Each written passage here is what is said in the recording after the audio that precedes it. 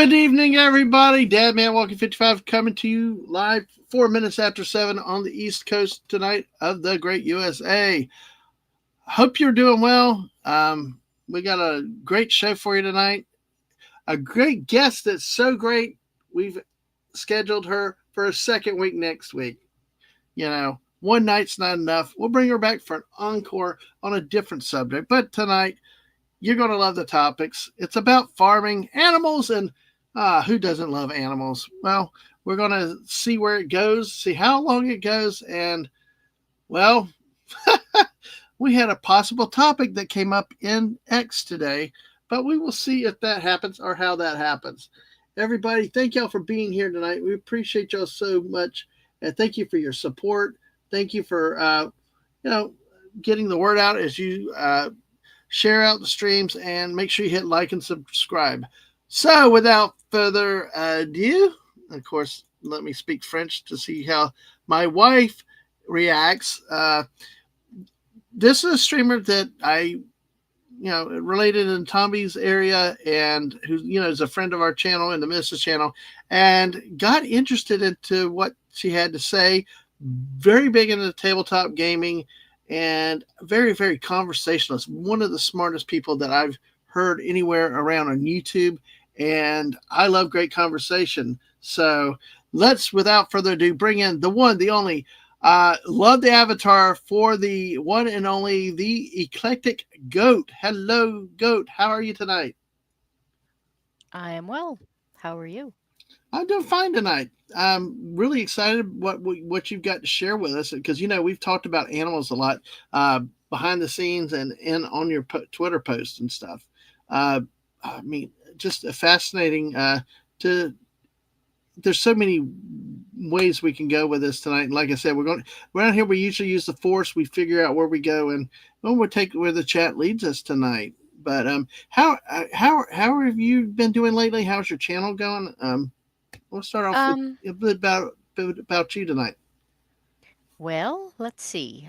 So for anyone who is not familiar, I am the Eclectic Goat. My channel is very eclectic. It covers a whole range of topics on a regular basis. I did end up stepping back from a couple of the shows I was doing. Life was just getting far too busy. So I decided, it's one thing during the winter time when the farm is slow, but during the springtime when babies are being born and fences need fixing and everything's underwater, uh, something had to give. So unfortunately, I stepped back from a couple of the shows. Hopefully, in the future, we'll add those back in again. But for now, I am doing pre-recorded videos, and I am doing Slice and Dice, which is my show on tabletop gaming. Mm, yes, I know. I'm not. I like some. I do like some tabletop gaming. It's really interesting. Like we talked about, Axis and Allies is one of the games that I've been in before, and actually, Mrs. and I found a version of a game that I play on Steam, Ticket to Ride, where we actually found it as a board game, a $5 short mini version at a Five Below. It was really fun. We did a stream on it. What is so interesting about tabletop gaming for you? I think it's a couple of things. One is that so I can never remember what it's called. I have the condition where you can't visualize, and Hmm. so I always joke that I have a creative soul, but not the skills. Oh gosh, Um, yeah. and a lot of that is simply because I can't visualize. So a lot of the things that people would normally do for creativity, I just can't do. Hmm. But what I can do is tell stories. Right. Um, and so I really enjoy, I like playing, but I love running games. Um, Hmm. and that's a great outlet for, you know, building worlds for people and then just letting them have a good time. Oh, interesting. Yeah. So you find more joy in coordinating it than doing it. See, I can understand that, not being able to visualize stuff, because I'm very concrete. I got to write it down. I've actually got to see it physically. Like my wife always is trying to describe something, and she sees that look in my face, like it it's not registering. It's just not even close. But But yeah, that's cool because I like the only game that I know about like running would be like Dungeons and Dragons. Are there other games Yeah, that? that's basically what tabletop role playing is. Dungeons and Dragons is, generally seen by most to be the original. Mm-hmm. Um, it is not, in my opinion, the best, Mm, especially in the current rendition. But yeah, there are. That's one of the things I do on my show is that there are a lot of indie, um, a lot of indie games now, and it's very hard for them to kind of find a voice because the big boys are, already have the market cornered. mm-hmm. Um, and so my audience may be small, but at least that way they get at least a little bit of a voice that where people can see them that wouldn't have seen them otherwise. So Exactly. Well, I'll tell you what, small audiences we appreciate. We love our small audiences too because it's, I think you can build up a lot more personal contact in a smaller chat than like the 200, 600 chats because you get to see them, they get to see you. There's more direct interaction between the host and the panelists and the people out in the chat, which we need to say hello to in just a second. So yes, I was just gonna say I saw a couple people saying hello to me, and I yes, did not have my comments open yet. So yes, I well, good because usually the StreamYard is behind the YouTube and people look at the YouTube, so then they're saying hi to the chat already. But this is what happens. I get started and I got into the conversation, but I wanted everybody to hear a little bit about you first. So we will go ahead and say hello to the great chat. It's Legatus Legionice. Hello, sir. Great to see you here as always, and saying hello to you. Of course, his twin brother, the great polar bear of Florida, Snorapupus cuber. Hello, humans and other critters. These two guys, it's so funny when the two of them around in the chat. So it's great. We got Buddy Hepburn. Howdy to you, buddy. Good to see you. And the missus is here. Welcome to the Eclectic Goat, the goat of all things goat. I I like that. mean that's only because goats are the greatest of all time. Yes, exactly. And by the way, I found a meme to welcome you to. Hello there. I've been expecting you. Got the chair, the book already. I mean, that's so much better than what I usually get on most streams. Usually I show up and I get that clip of the little kid saying, "It's a fucking goat." Oh gosh. I've never heard that one. I've never heard that one. But only the best You've for my never best. you've never heard that? No, I haven't. Where Oh what yeah, show's that from? it's home video. Some little kid is A home like hollering at his or at her mother, and she says, "Look, it's a fucking goat." And her mother says, "It's just a goat." And the kid goes, "No, it's a fucking goat." Oh, yeah. Okay. Yep. I bet they are. And Oh, the kid's like 2. absolutely. Any chance they can. That's like when I was a kid when you could say damn for the first time. That was like really, really cool. You learned a damn, damn. Like, quit saying it, damn. But so good to see everybody. Buddy's here. Snortopoopas is confessing he is an animal. And yeah, he's says hello to you. And he also saw the I topic. never would have guessed. No, A no. polar bear is an animal? Yeah, he is. And he said our the topic seems a little seedy to him. Gosh. And see, this is what I have to deal around here. Everybody trying to keep me from speaking foreign languages. So, yes. So, see here, the guy says role playing over role playing. RPG have a mixture of both, and a great DM can accommodate both styles. And I will yeah, go say ahead. that I am far more the first than I am the second. Um, yes, you're always going to get some dice in most games, but it's the it's the being invested in the action, not the action itself, that I Mm-hmm. enjoy. Yeah, would you say like the immersion in the story, the immersion in the content? Yeah, exactly. Yeah. Eh. Oh gosh. Star Poop said the king's kid seems confused to go to just standing there. It's not procreating. Oh boy, yeah. See, he knows what I'm talking about. I know. I was like, geez. But I will say one thing that I've always been known for here is RPG. I drove my kids wild because I always took RPG to be rocket propelled grenade. So it took me forever to finally understand that RPGs are a role playing game instead of a weapon. I mean, there are games that have rocket propelled grenades in them. Yes, I tell you, yeah, I'm sure. You know, Max Redstone, yo, how are you tonight, Max? Good to see you. Good to see you. Well, while we're on the games, what is? Do you have a favorite game that you like to play? Um, are we talking like regular games or are we talking role playing games? Well, let's okay, yeah. Let's start with the role playing games, and we can hit that again. Hit a different version of it later. Yeah, let's talk role playing games. um, so I like running Shadow of the Demon Lord, Cult, Numenera. Hmm. Um, I've recently gotten into Shadow Dark some, though I'm still playing around with that one. Slay Industries. I tend to run complex, heavy role play, darker games. Hmm. I like to play silly, creative, lighter games. So I have a friend that takes a lot of systems and transfers them into Tune, which I really like. Hmm. Um, I recently played Blades in the Dark, which was a game that my brother ran. I Oh have been wow. told Mhm. I have been told that you have to be a really good game master in order to run that one well, but my brother is a very good game master, so it was a great time. Well, good. Um, That's good.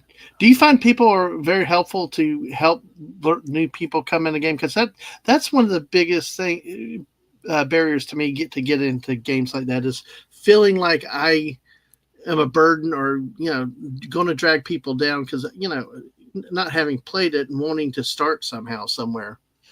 well, I mean, first of all, I think most gamers I think are very eager to have other people join because the more gamers, the more games, and Hmm. that's great.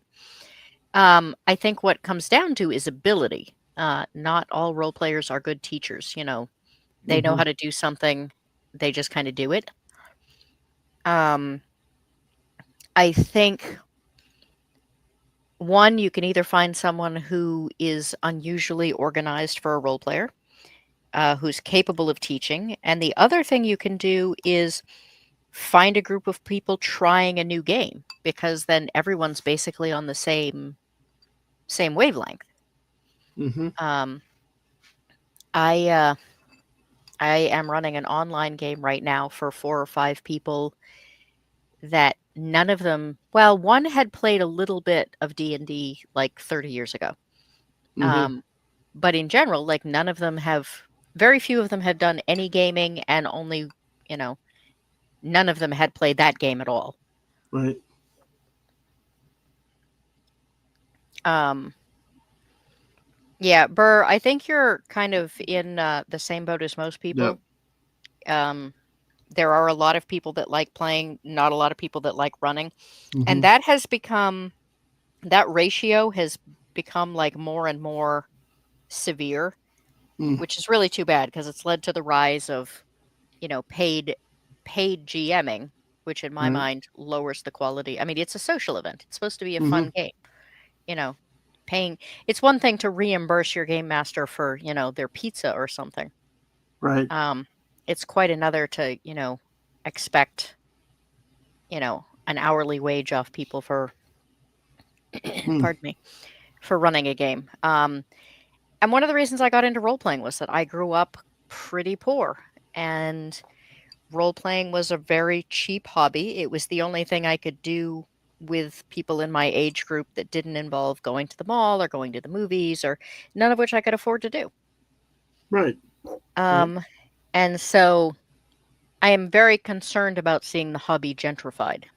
Not that there can't be, you know, I guess higher end gaming, but I do think that's one of the other reasons I really try to support indie games is that I think continuing to have those games that are accessible to everyone, no matter their status, is really important.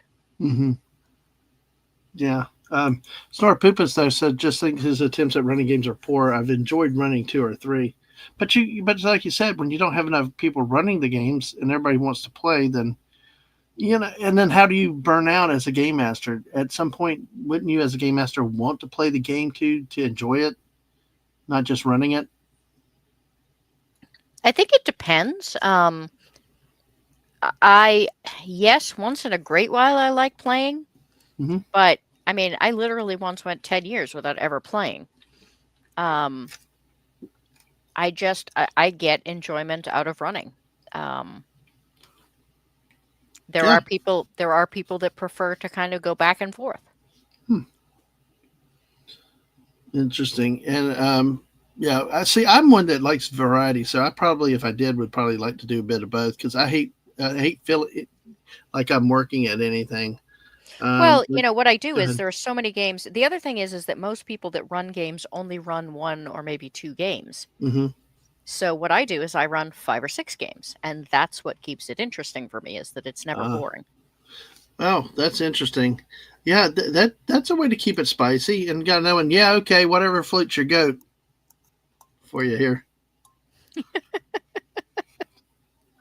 We got them, folks. I'm doing a little bit different, sprinkling them in there tonight, but I figured you'd like that one too. Whatever floats your goat. But, folks, we got the great Eclectic Goat here with us. And we're talking right now a little bit about gaming, and we're going to be talking about animals very soon. And we can start taking a look at that if you are ready. Uh, if you're ready, because I know you're having to Um, do some adjusting, or if you're still working, we can keep talking. give me just a couple more minutes if you Yeah, could. all right, that works I'm absolutely. I'm almost done. There's just a couple of things I've been trying to find specifically for this Oh, perfect, that no problem. I thought I knew where they were, and I was wrong. Well, we're always used to having to go play it by ear and go with the flow and use the force, as we like to say around here, because things happen, life happens, and I've actually done that too, where I've had something I swore I wanted to show, but it can't find it. It's crazy with that.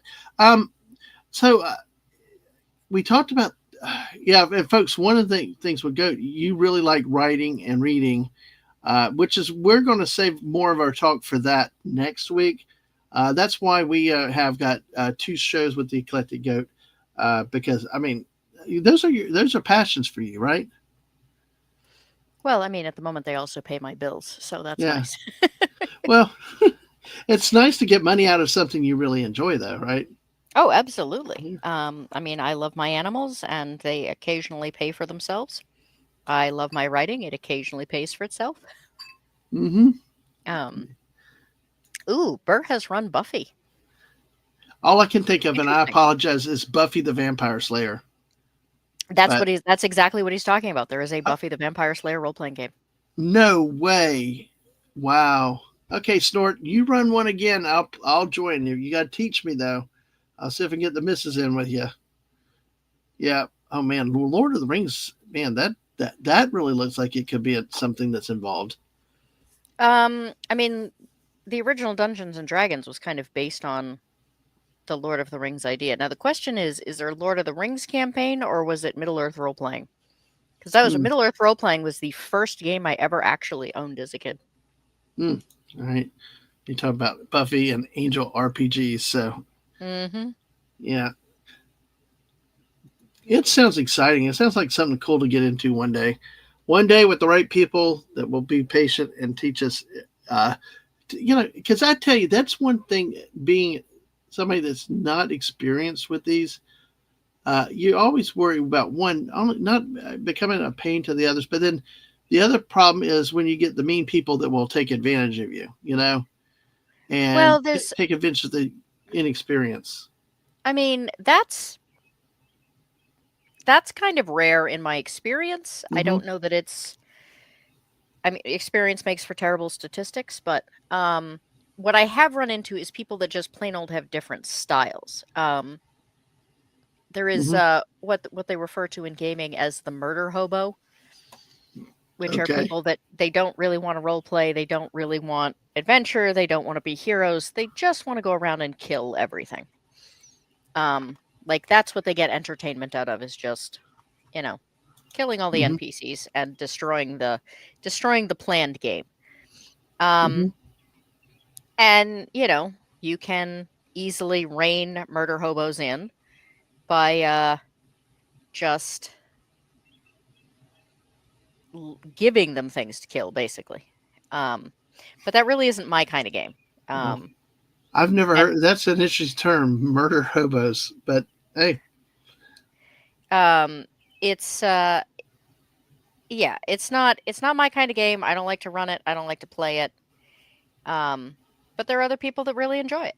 hmm They don't like my high puzzle, high cognitive, you know, think before you act kind of games.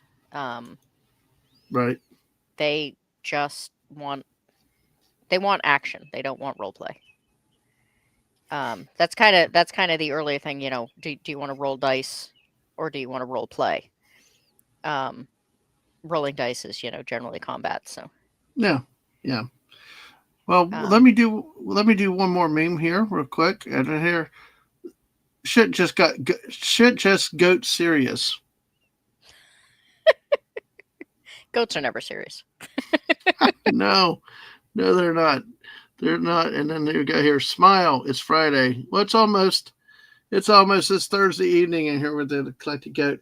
Let's take a look at a couple of guys. The Lord of the Ring games was by Decipher. There's a newer one that I enjoyed playing, but the GM pooped out too soon. Never played the MERP game. I'm not sure. What is the Merp MERP? is Merp is Middle Earth roleplay. Oh, okay, gotcha. And Legata said, Mega Gamers just there to loot and pillar and cause chaos for the odd time. Okay, let's off stream, but not good for a campaign. Yep. Oh gosh, these memes are getting snorted. Poops his goat. Or Legatus, like we called the auto incorrect. But there you go with that. And hey, Gap After Dark's here. Gap, good to see you. How are you tonight? Welcome in. Welcome in. All right. So, are you ready to start showing us much of your collection? And we can talk I animals. believe that you should have the screen share up already. Yep, I see it. I see it. I just wanted to make sure you were ready. As ready as I will ever be. And I know there's like all kinds of different types of goats because I did not know that before we talked. Because, well, I kind of knew, but I mean, you talked about some very rare goats that I'd never heard before. So, Yep. So I raise endangered heritage breed goats. I have two breeds. I have San Clemente Island goats, which are critically endangered, and I raise Oberhassis, which are on the list as I can't remember if they are threatened or watch. Is their mm, is their current status? yeah, I also raise sheep, geese. Used to raise rabbits that were on the list, but mm-hmm. unfortunately, I don't. I have Rex now, which are just kind of a basic rabbit. But Okay. Real quick, there's two types of goats that you have. The San Clemente, that's from we talked about in chat, I think, one night. It's from that island where the Navy like ran them yep. all off, right? Okay. So Is that out in California? yeah, that is off the coast of California. Yes. Okay. This here is a San Clemente Island goat. They are noted for that really fine bone structure. If this goat were any other breed, she would be considered underweight. But she is not because San Clemente are much finer boned, much more slender. When they run, they even look like deer. This is Mm-hmm. Summer. She also has. So San Clemente Island goats were wild until about the 70s and 80s. Mm-hmm. And they still some of them still have kind of feral lines in them, so they'll be a little more skittish than your average domestic goat. Um, Mm, Summer is definitely the worst of my bunch. She's very shy, um, okay.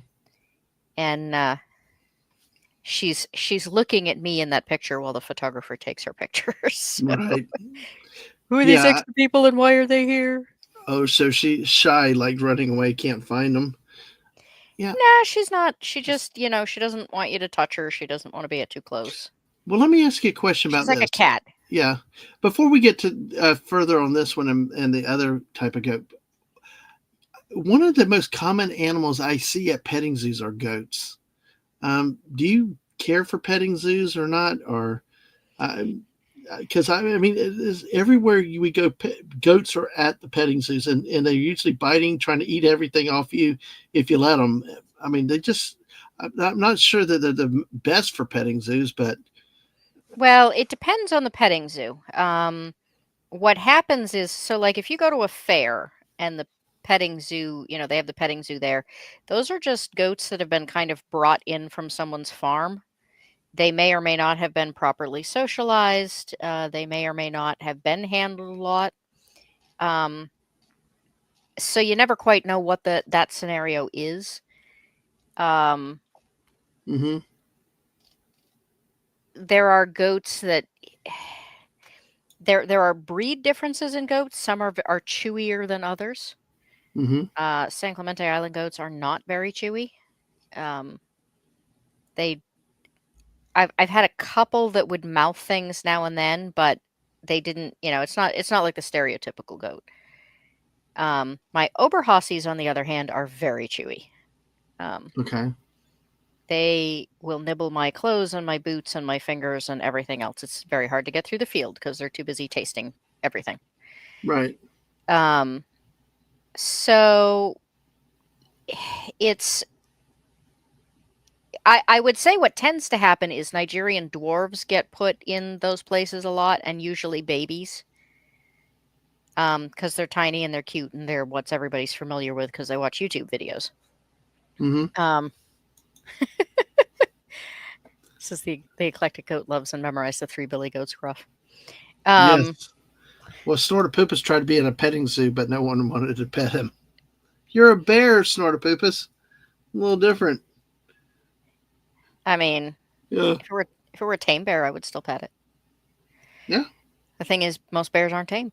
No, I know. Um, What was bad? We were in Colorado. We were in Wyoming at Yellowstone, and everybody died just to see a bear. I mean, they were pulling off the side of the road, doing crazy stuff, just to see a bear. And it was like, folks, this is in the wild, and they're like literally walking after them, and it's like, just shake your head, mhm. like, People get just, hurt all the time on the cattle at Longhorn or the buffalo because mm-hmm, they keep telling them like, "Hey, these are wild animals. Like, you can't touch them." nope, But it doesn't matter how many signs you put up. The only thing the nope, signs are good for is winning your lawsuit when somebody gets hurt and then sues you. yep, which they will do. Absolutely. Yeah. I mean, Oh, I am no longer even open to the public these days, and I still have signs up that basically say, just so you're aware, like this state has rules that if you participate in an agricultural, uh, tourism incident and you get hurt, like I'm not liable. And it's because if somebody climbs a fence and mm-hmm, said, "Oh, I just wanted to see the goats," well, it wasn't an official tourism event, but like you took yourself on a tourist event. So, yep. Yeah. Well, that's even the way with dogs. People that have dogs down here and stuff is like it's more for to protect yourself in case when they decide to jump the fence and things. Enter your yard, which is it seems like completely unfair, but it's our legal system. Unfortunately, with what we got, the signs have to be for your protection, even if somebody invades your property. But hmm oh well, lawyers, we'll send a few goats after them. Yes. So this is San Clemente, and um, yeah, did you finish what you wanted to say about the San Clemente before we took a squirrel off to the right, or Oh, so I was gonna, yeah? I don't think I ever told you the story of about how they ended up not being. So there are no wild goats left on San Clemente Island. Oh gosh. By the way, let me say Um, hi to Punk Waddle. Punk Waddle's here. Hey, even when OSHA isn't a factor, yes, that's another government agency. So, all right. So, okay, go ahead. so San Clemente Island was the only place where this particular breed of goat ever existed. Um, so back in the 70s and 80s, we didn't really have the DNA testing the way we do now. And way back, when there were a lot of sailors, floating around the oceans looking for new places to send colonies or just generally to explore, Hmm. they would take goats on the ships and they Right. would drop them off on islands, and they would act as a food source. And then sometimes the ships never came back through, so the goats just kind of ended up there. There are a number of very rare heritage breeds that exist that way now, because what happens is you leave a very small number of goats on a very enclosed area, and they become so inbred that their genetics become completely unique, Mm. um, to the goat species overall. And so these particular goats, these actually are very interesting because there is an island nearby called Catalina, and Hmm. it's Catalina Island that was actually sprinkled with the original goats. So Catalina goats are also completely unique because of Hmm. generations of inbreeding. And then somehow some of those goats ended up on San Clemente Island. And so Okay. then they inbred even more. Oh boy. And so that's why you end up with this very unique look, very unique personality.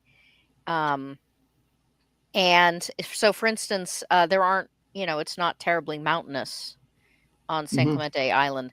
So the San Clemente goats don't climb very much. They'll run. They enjoy, scampering across open pastures.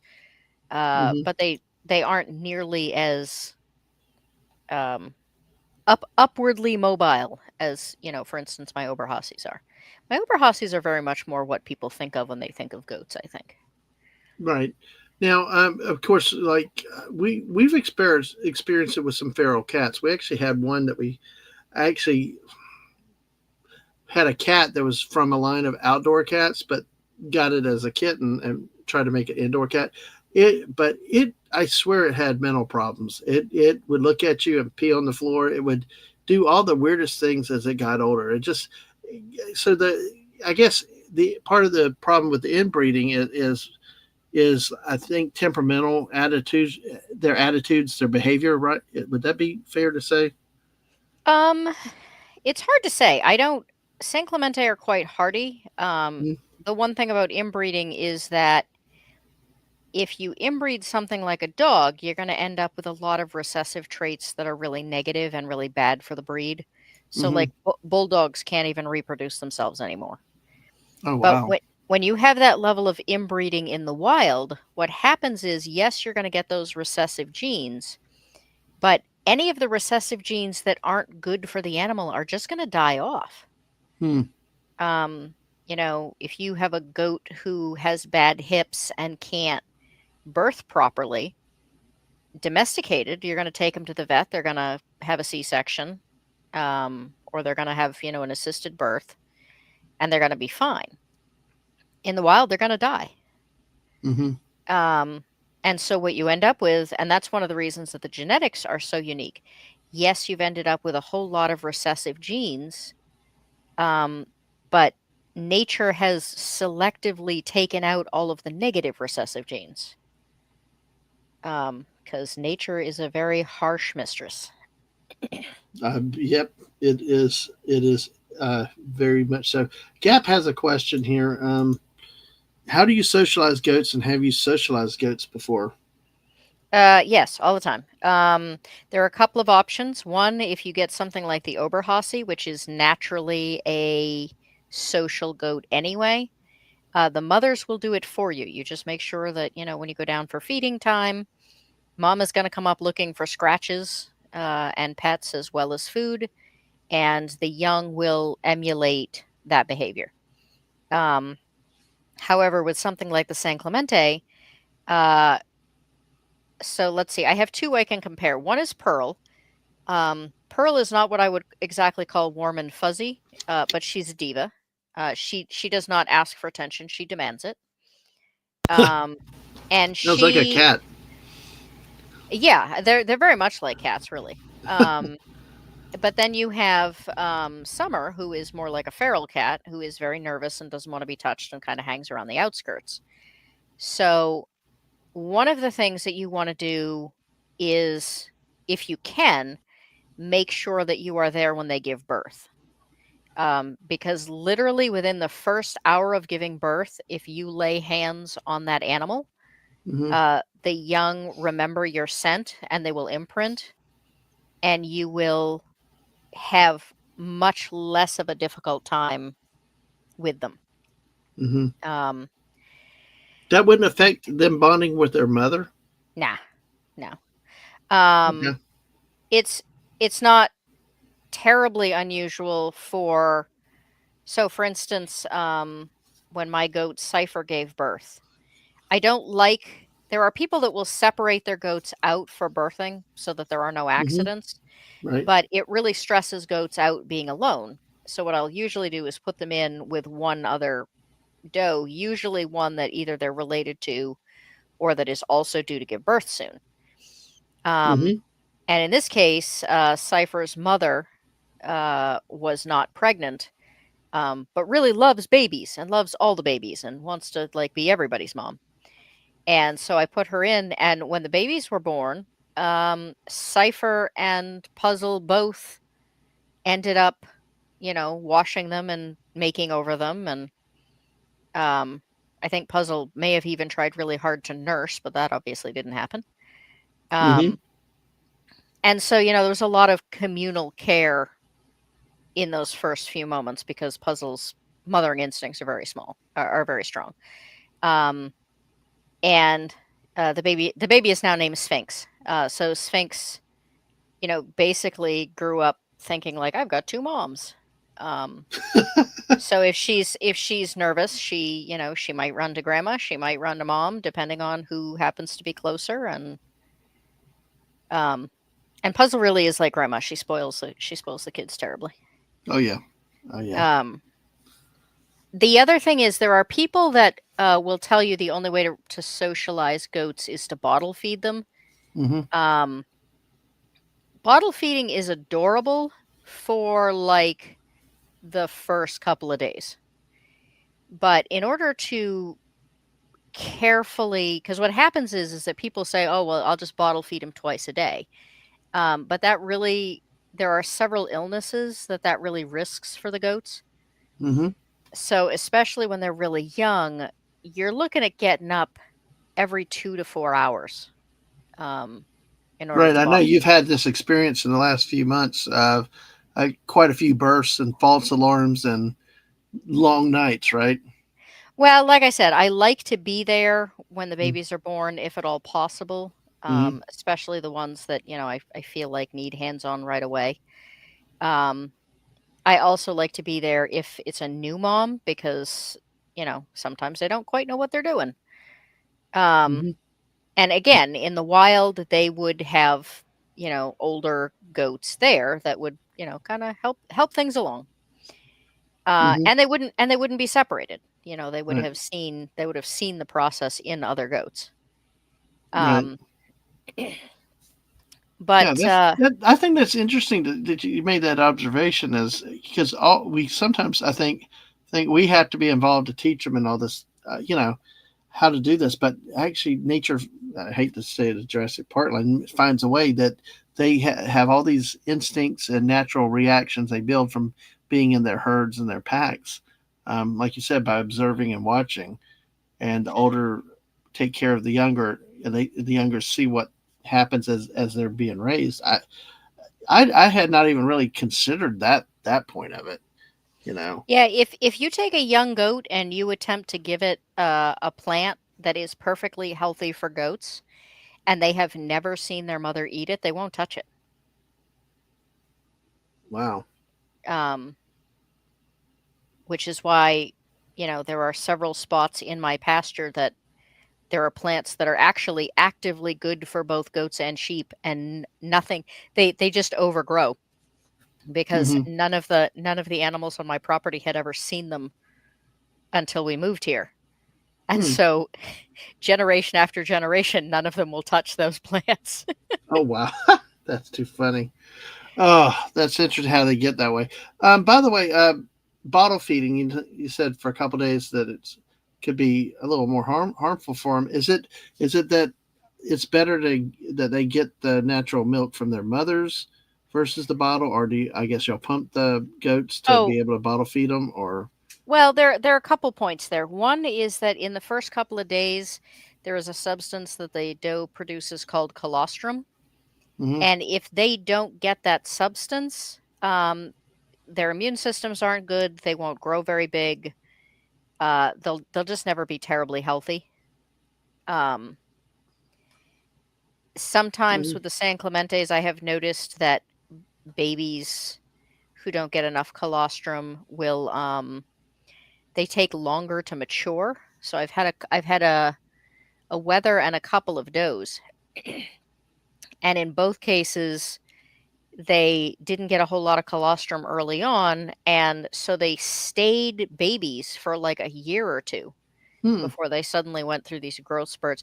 And not only did they, I don't just mean they were small. I mean literally they acted like babies. They were treated by the rest of the herd like babies. Um, it was very strange. It was like, would you say it's like there's like an animal psychology, like going through, like how people judge each other. We look at people how they act and all this. We humans do all that, but there's like a natural trigger or ability in animals as well as humans. I guess, does that make sense?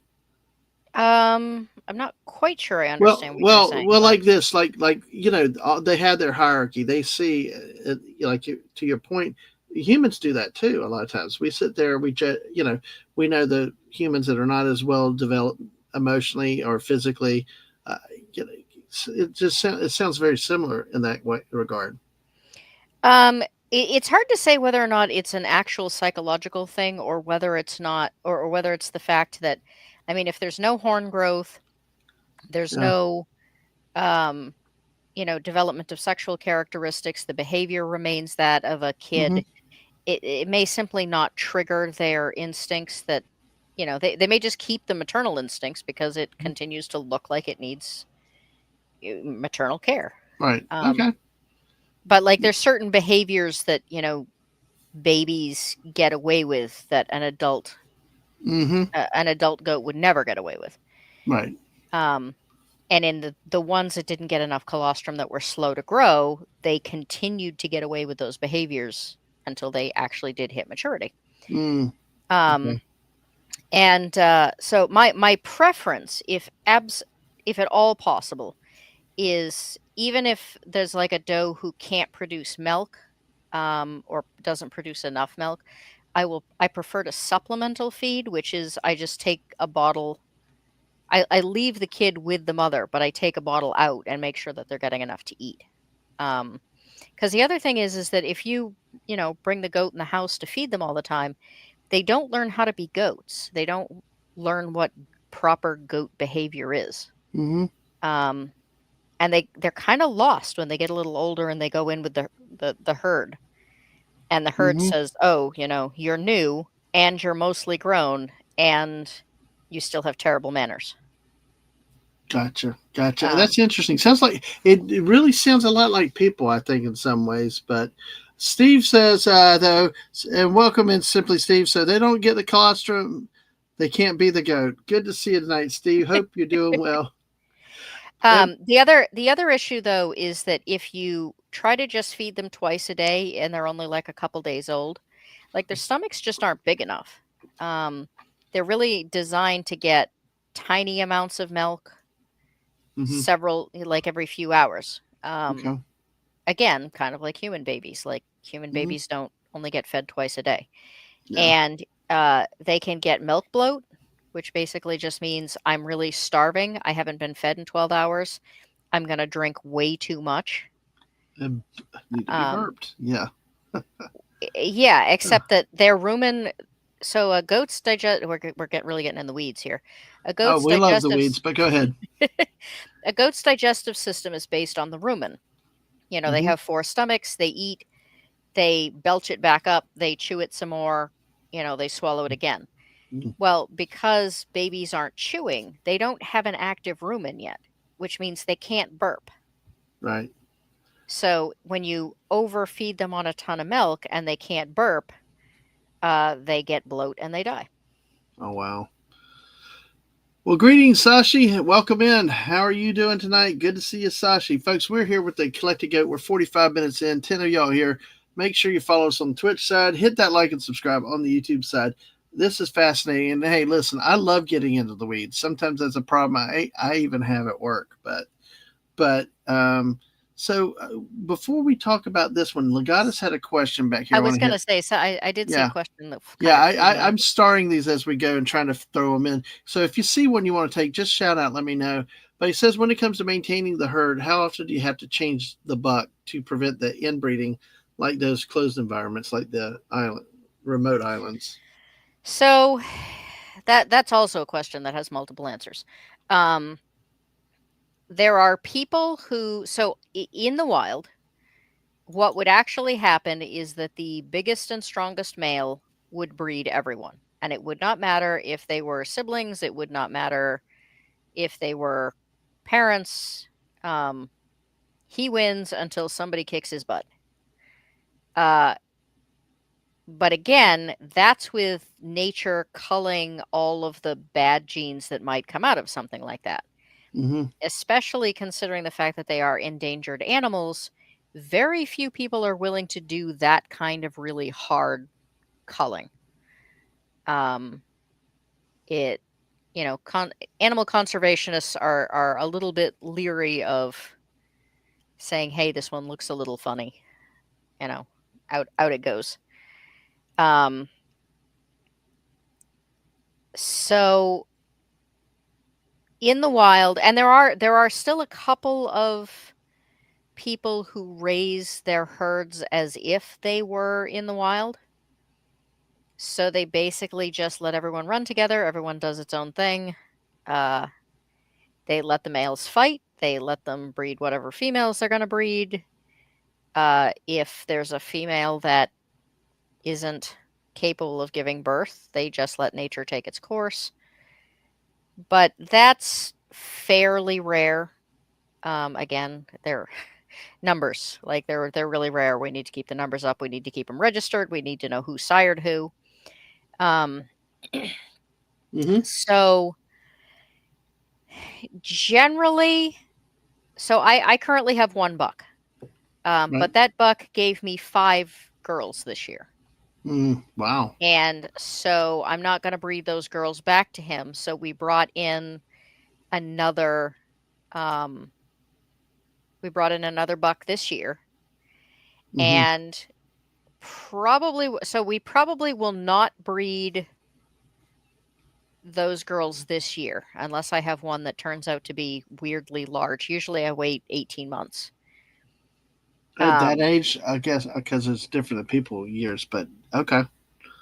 yeah, I What? mean 18 Mm-hmm. months is more than mature.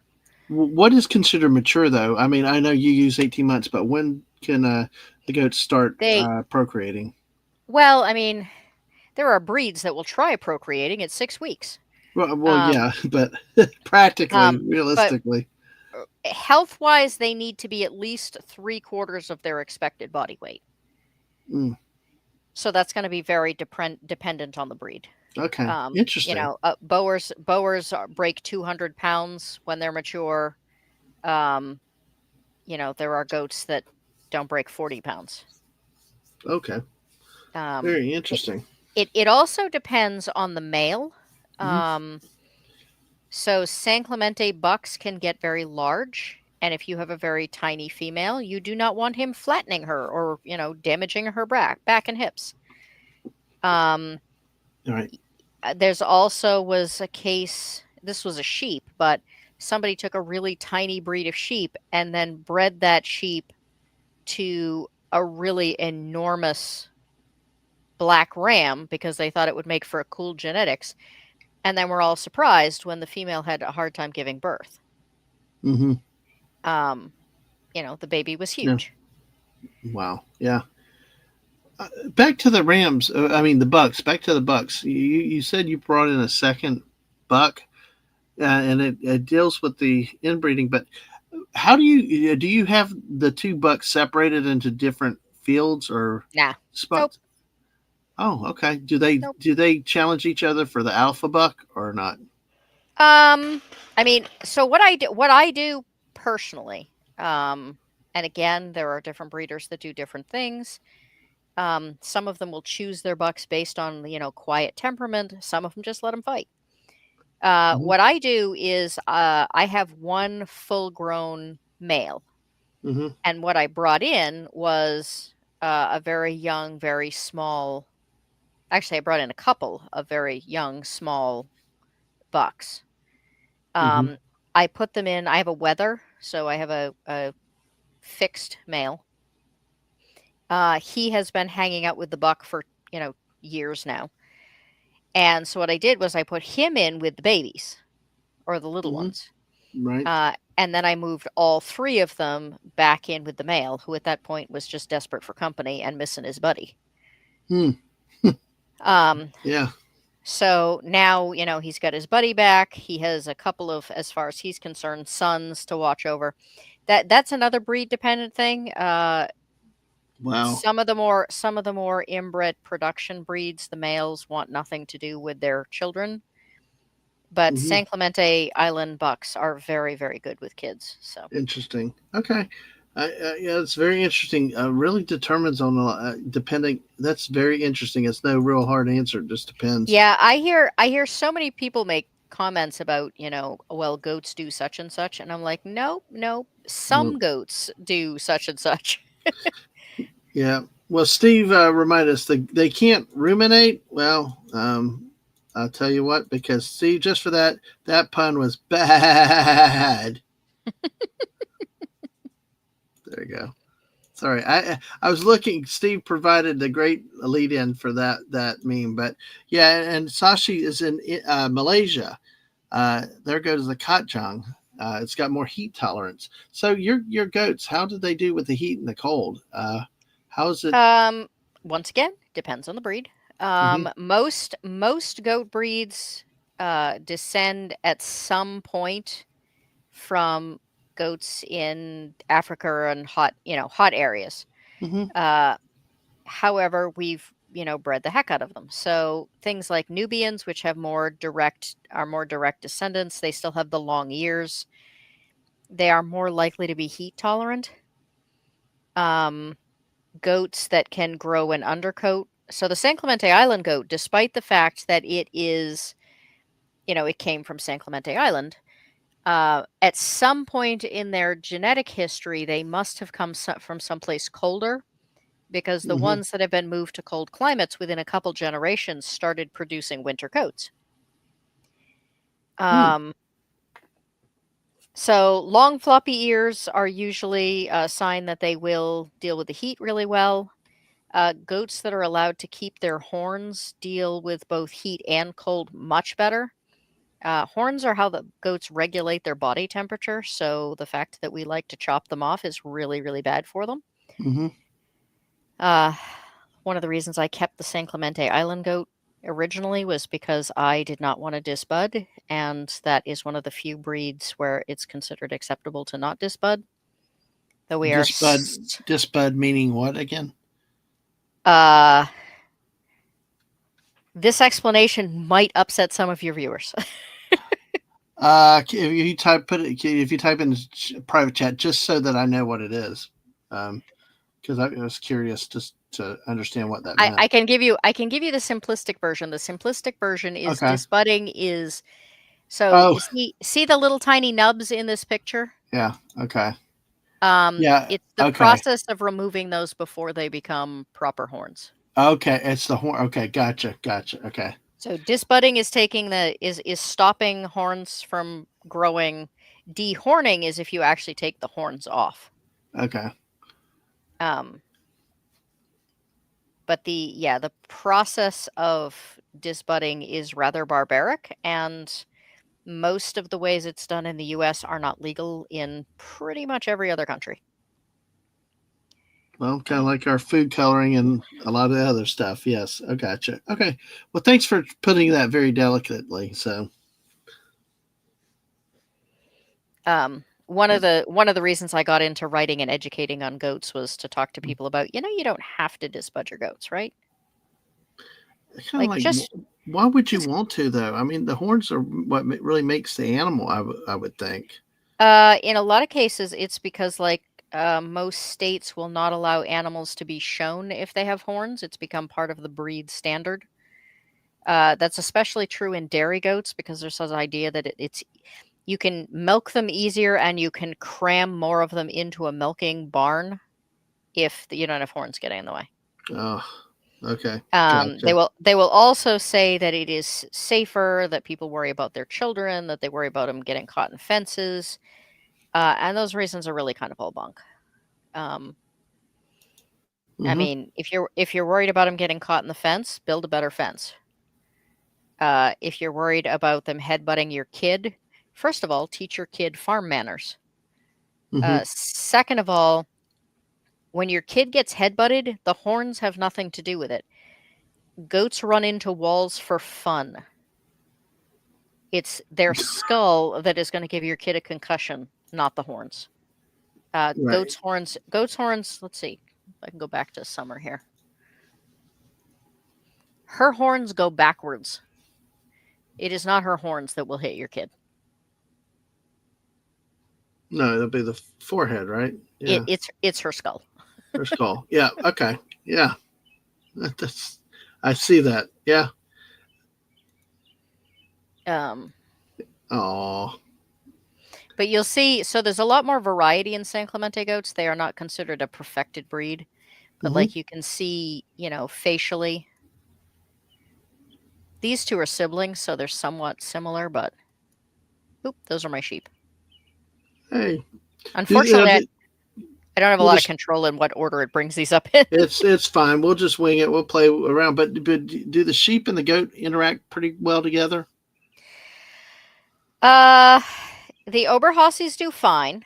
Um, the female goats are pretty arrogant about the sheep until winter rolls around, and then they will literally use them as sweaters. You'll get this like cluster of sheep all like standing together for warmth, and then you'll just see a goat hanging out in the middle of the cluster. It's pretty entertaining. Um, the ram and the buck. So the buck I have right now for the San Clemente goats is the most aggressive buck I have ever had. San Clemente bucks are normally known for being very placid, very minor tempered, uh, basically just big dogs. Right. Um, Rutel is none of those things, and if he were not so genetically fabulous, I would have gotten rid of him by now. Oh wow. um, he's kind of a jerk. And he will Genetically fabulous. What does that? I mean, what does that mean? He's got the perfect bloodline. He's not um been inbred. his form is very good, his size is very good, um his breeding capability is very good. So his father was a very sweet goat, but like couldn't even breed until he was like 2 years old because he just didn't mature very fast. Hmm. um he has a very unique coloring, which I like. San Clemente are usually this kind of coloring, striped face, a little bit of black here and there, but mostly brown. Rutel is almost entirely black with a brown belly. Right. Um, and so saving endangered breeds is important, but saving the diversity in colors is also important. My Soe are the same way. These two are quite unusual colors for Soe. But yeah, so Rutel likes to. So this is Feynman. This is the dad. Um, Okay. and and Rutel likes to pick fights with him through the fence. So which is not a great move on his part, because in a fight between a ram and a goat buck, the ram will kill the goat every time. Goat's good. So, what's the difference between a ram? I know we got a goat, we got a ram, and we got sheep. So I mean, sometimes I associate a ram with a sheep as a sheep with horns. Is that Well, I mean, most sheep actually have horns too. okay? Um, Okay. so rams are male sheep. Okay. All Hang right. on a second. The cat has decided to help. Yes, cats do that. They like to take over streams. Um, So rams are male sheep. They are intact, sexually mature male sheep. Bucks are sexually mature, intact male goats. Ewes are sexually mature females, sheep, Hmm. and then does are sexually mature female goats. Okay. Um, Yeah. And and it's then funny because I realized I asked a stupid question earlier about the ram being a sheep because you can see the resemblance in the skulls and the heads. Obviously, well, yeah. so I always joke that soe are very goaty sheep because Hmm. they do not look like people think of modern sheep as looking, but Hmm. they also are an old feral breed. Like um, this is what sheep used to look like. They were Hmm. usually brown, they were usually small, they had horns, and they didn't have wool on their faces because they needed to be able to see predators coming. Right. Um, there is a I saw a joke meme once where somebody was complaining about they said, you know, in all the pictures, everybody, argues about whether or not when you have the pictures of Jesus walking with the sheep, there are all these arguments about whether or not Jesus was black or white or what he really looked like. And said, what I want to know is why do they keep showing him with these fluffy white creatures when we know darn well that that's not what the sheep looked like? Yeah, Forget what he might have looked like. We know that they didn't look like this. Stop picturing them that way. I know. That's oh gosh, that's the start of a lot of debate right there about what things look like, when they look like, and we weren't even there. So, but yeah, yeah, exactly, Legatus. Yeah, feel free. Y'all can ask questions. Y'all can take over. It's not a problem. And Sashi said, "Did you not seen the Sound of Music?" It's oh that doe. Yeah, dude, I tried to avoid that earlier because I felt myself going in that doe, all that. But I got to stay out of musicals. I leave that to the professionals. So we do. It's just so fascinating. I love these, and these are some nice pictures. They really are. Now, I have a friend who's a professional photographer, and she does a photo shoot every year or every other year for me, hmm, and I get to keep a certain number of them for educational purposes and sharing. yeah. Under the condition she gets to keep the rest of them to sell. So, Right. No, it's I understand. Yeah. Oh, by the way, before we move on, do you have you talked about this San Clemente goat, and then the other type of goat is what again? the Oberhassi. The Overhouse. Do you have some of those later in the presentation? I certainly hope so. Okay. Oberhassis are a bigger goat. They are kind of a caramel brown color with a black stripe. They are they're a Swiss goat, and they're primarily known as dairy goats. Mm-hmm. They are more perfected, so they produce a higher quality of milk. Um, Mm-hmm. like I said, they're larger, and they're very sweet. They're Right. just absolutely lovely. We just got Oberhassis a couple of years ago because I wanted a more um, consistent milk production. Right. San Clemente goats have extremely high butterfat content. So if you're making cheese or something like that, it's great. But for drinking, it's almost like cream. It's great for your coffee, but most people don't want to drink a glass of it. Okay. And it can, if you're baking with it, it can change the consistency of certain baked goods. Oh wow. Yeah. Um, and so I wanted something that was a little bit closer to, normal cow's milk.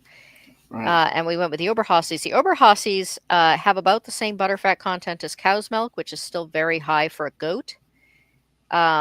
They can be quite productive depending on what you're feeding them and how you raise them and the bloodlines. Mm-hmm. But they can be very productive animals, not cow productive, but it's just me and my husband, so we don't need cow level productive. I don't Right. need 8 gallons a day. Um, and the lines near me happen to be extra good. So, Hmm. um, Right. but It's interesting that you it's were talking about the cow and goat milk because the guy that's asked Snort about poop is about cheese made from cows or goat's milk a preference. Do you have a preference? Do you prefer goat's milk over cow's milk or cow's milk over goat's milk, or does it just depend on what you're wanting to do? It depends a bit on what I'm gonna do. So Hmm. part of the issue is a lot of people don't like goat's milk because there is a flavor that people associate with being goaty. Um, that goaty flavor frequently comes from the female being milked downwind from the male because during breeding season, their most goat breeds stink like really badly. Hmm. Okay. One of the other reasons I went with Clemente Island goats is that they have the lowest scent profile of any goat, and I didn't want my neighbors to hate me.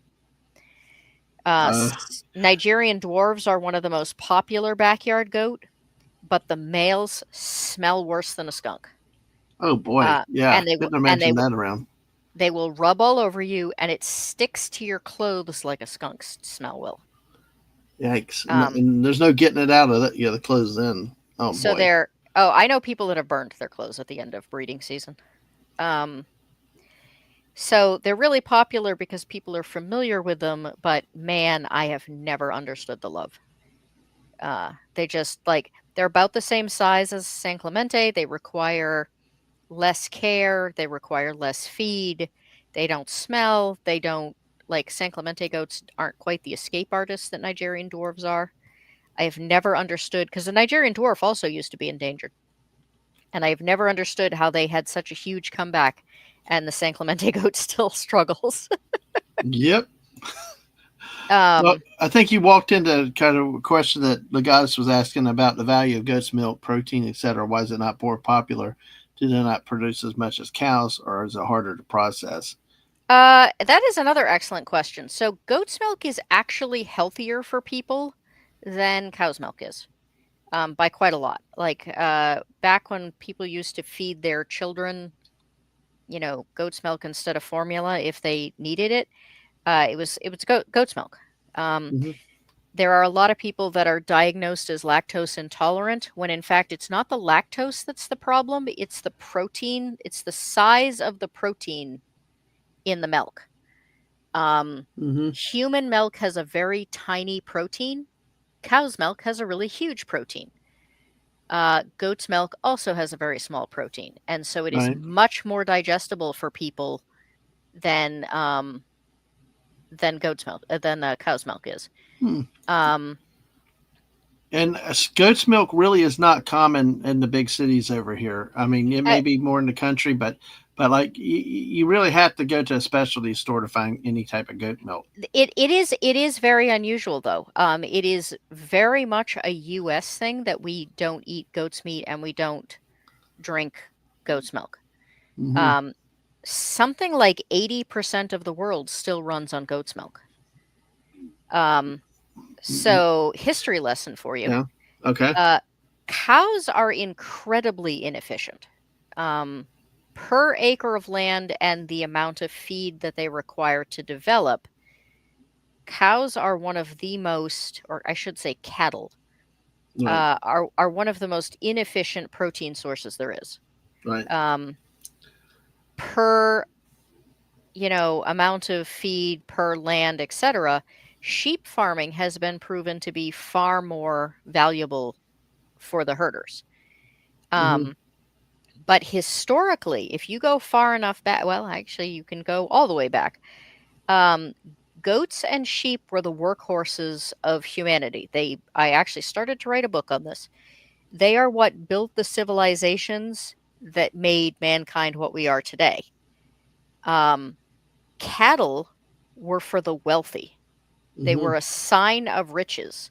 So even if you read the Bible and you look at the descriptions of animal sacrifice, Right. the poorer you were, the less you were required to sacrifice. Cattle were there specifically, and cattle were only owned by lords and priests. And the purpose of them was that they got butchered once in a great while to make sure, and you had to share the meat with every person who showed up. So people who could not afford meat any other time were given this sign of wealth that was slaughtered by the lord or the priest, and Hmm. everyone got to have a little bit of meat because it was the only meat available to them. Right. Oh, interesting. That's Um, really interesting. so the United States has kind of carried that over. We are an incredibly wealthy country, so our primary meat source is cattle. Whereas if you look at less wealthy countries or countries who aren't quite so concerned with showing off their wealth, um, you'll find sheep and goats have a much larger percentage. Or in some other countries, shellfish, seafood. Mm-hmm. Um, beef is rich people food. Uh, Mm-hmm. That's so very interesting. and milk kind of goes along with the same idea. There are some historical stuff specifically around cattle versus sheep in the United States. There were literally a series of events for about 50 years that are known as the sheep and cattle wars. Oh no, Um, I've not heard about that. I heard about emu wars in Australia. And let me say hello to Figgy Plays. Figgy, I love that. Dad hey, man, Figgy. awesome to see you tonight, Figgy. Glad you're here with us.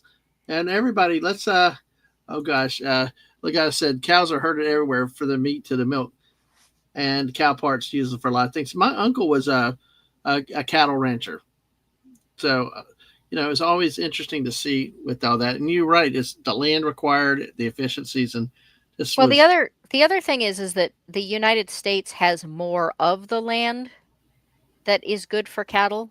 Of course, then we just started feeding them all corn anyway.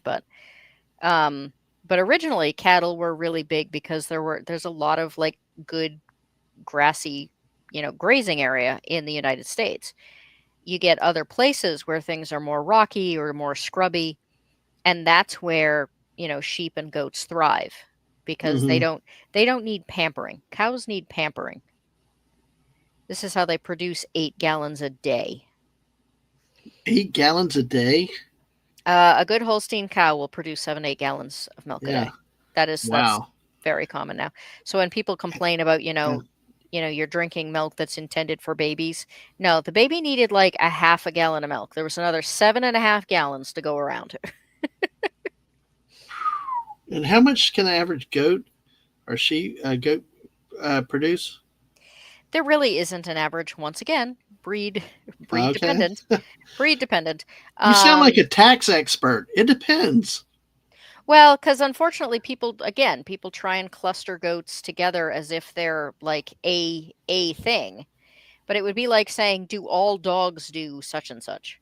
Right. I mean, there are so many different breeds of dogs that like it's really difficult to make specific.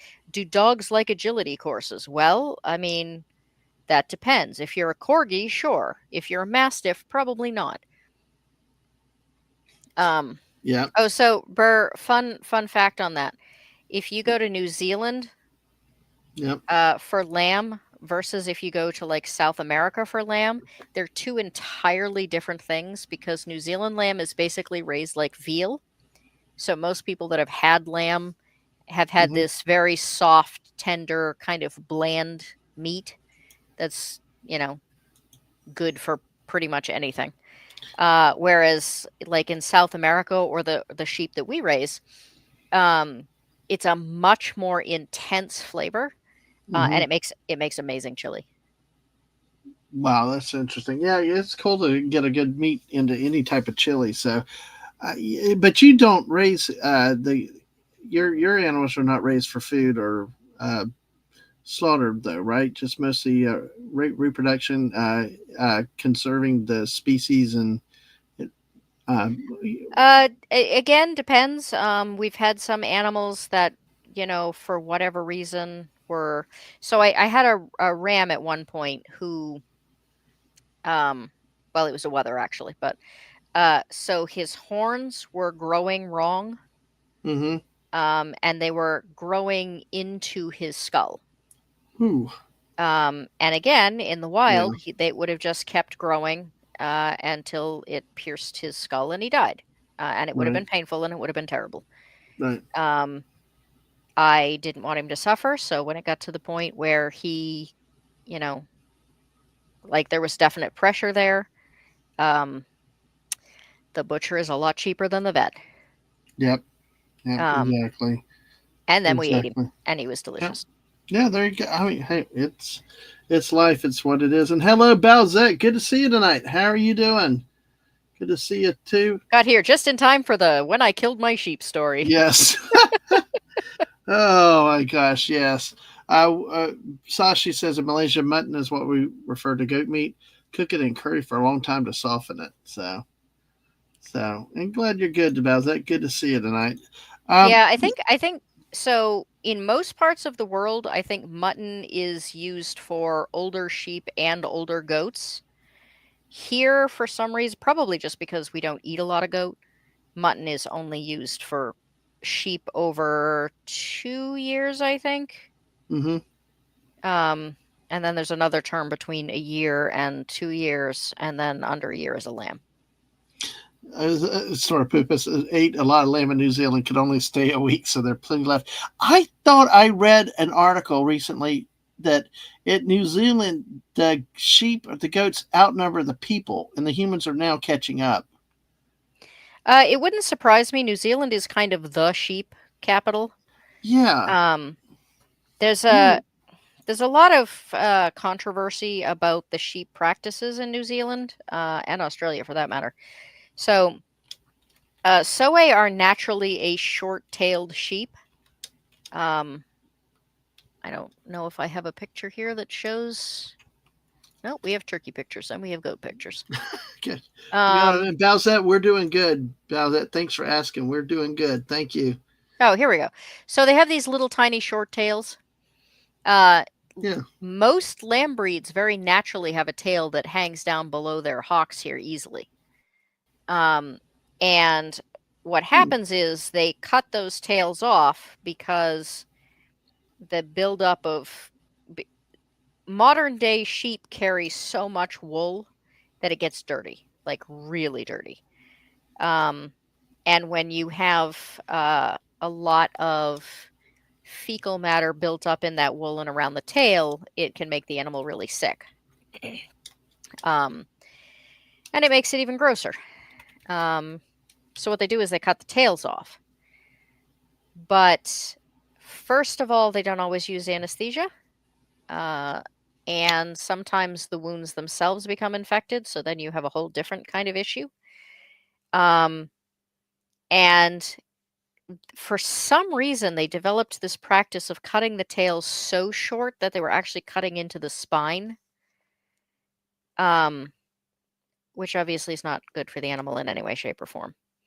Um, once it came out, there have been movements to kind of change those practices and um, modify things so that I don't I am not an extremist animal rights activist. I think animals are animals and I raise them for the purposes they serve, but I don't feel the need to treat them badly or cruelly. Uh, and it's like the horns thing. There are other ways around that that don't involve making the animal miserable. Um, it's one of the reasons I love soe. They are naturally short-tailed. There needs to be no cropping. They have naturally short coats. There's no concern there. So, hmm Well, it's really interesting to hear you talk about all that. That there's all those factors and considerations that come in. A lot of times we don't think about stuff like that. well, I spend a Uh, lot of time writing about the food system too. So, yes. And by the way, yes, according to ABC news article on May 8th, yes, New Zealand still has more sheep than people, but humans are catching up. So, like, yeah, and Snortopoopas was close to it. Uh, According to this article, with figures released Tuesday, which is a week ago, population of 23.6 million sheep and 5.3 million people in New Zealand. So there are about 4.5 sheep for each New Zealander. So, but that's down from 22 sheep per person back in 1982. I mean, So, I live in a state where the deer outnumber us, and that's not even on purpose. So, uh, yeah, Mad chick Mike, yeah. chickens probably outnumber us too. Probably, I'm sure. Mrs. is not either. She treated them humanely.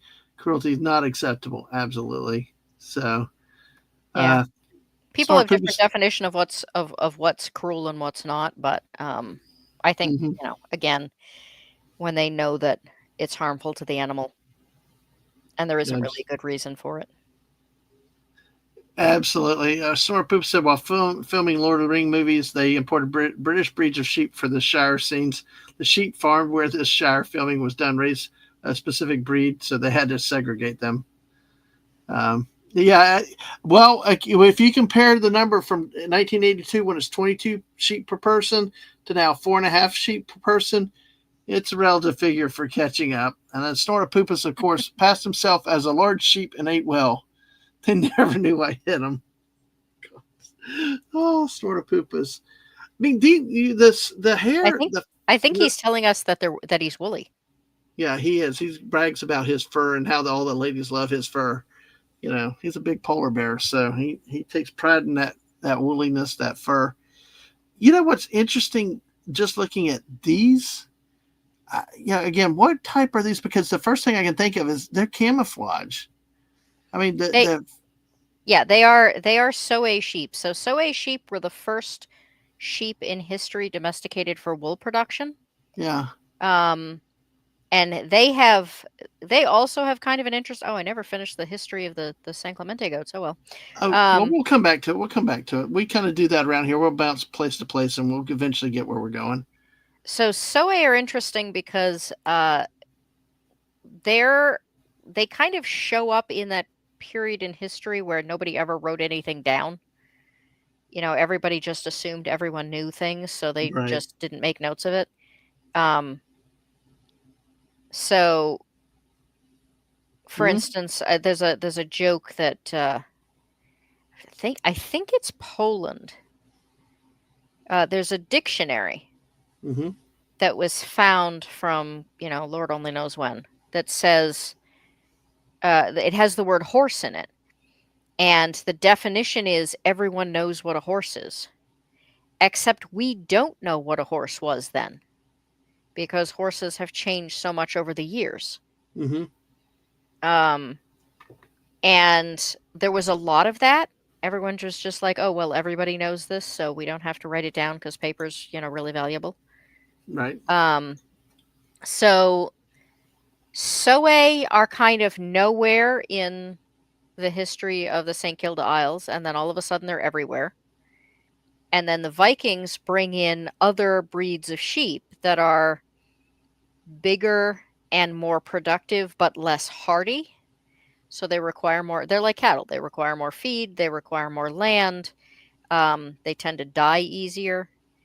And so the Soe, which aren't as productive, are outliving them Mm-hmm. because, it's miserable territory. Oh yeah. So they gather all of these sheep up, and no one understands why.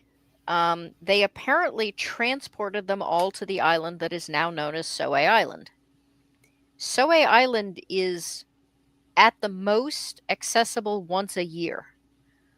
Between the winds and the ocean, it is an absolute nightmare. Wow.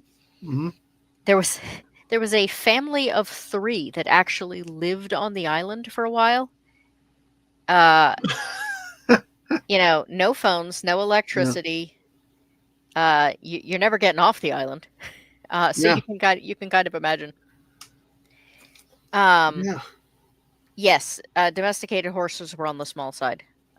Everything was on the small Yeah. side. I mean, these Soay are born at about 3 pounds, whereas Wow, that's small. yeah, my San Clemente Island goats are born at about 4 pounds. The Oberhassis, which are a much more modern, perfected breed, are born at about 9 pounds. So Oh, that's the interesting. difference. Cattle were smaller, horses were smaller, houses were smaller. Like we're a bigger is better society these days. So, Oh, so the um, Soay Island is in Scotland, right? it's off it's part of the St Kilda Isles, which are off the coast of Scotland. Okay. All right. Um, Thank you. I just had to look that up. Wow. so they basically took them all and dumped them on this island, and they would come back once in a while to collect birds' eggs and hunt sheep and there's documentation of people hunting sheep on Soay Island, and the hunter and the sheep are both blown off the cliffs onto the rocks below because the winds are so bad. Mm-hmm. Wow. Um, and so over time, everybody was just like, yeah, this sucks. We're tired of, making our way over there and dying. And everybody forgot about them. Uh, they just kind of faded from memory. And then they were rediscovered in the 1930s. And Hmm. uh, this guy, basically, who had a ton of money, said, hey, these sheep sound really cool. But I'm not going over there. So here's a bunch of money. Bring some of them back. Um, and so he set up this sanctuary for them, more inland, so that they were more accessible. Um, and then people got interested, and they were domesticated. They're just totally feral.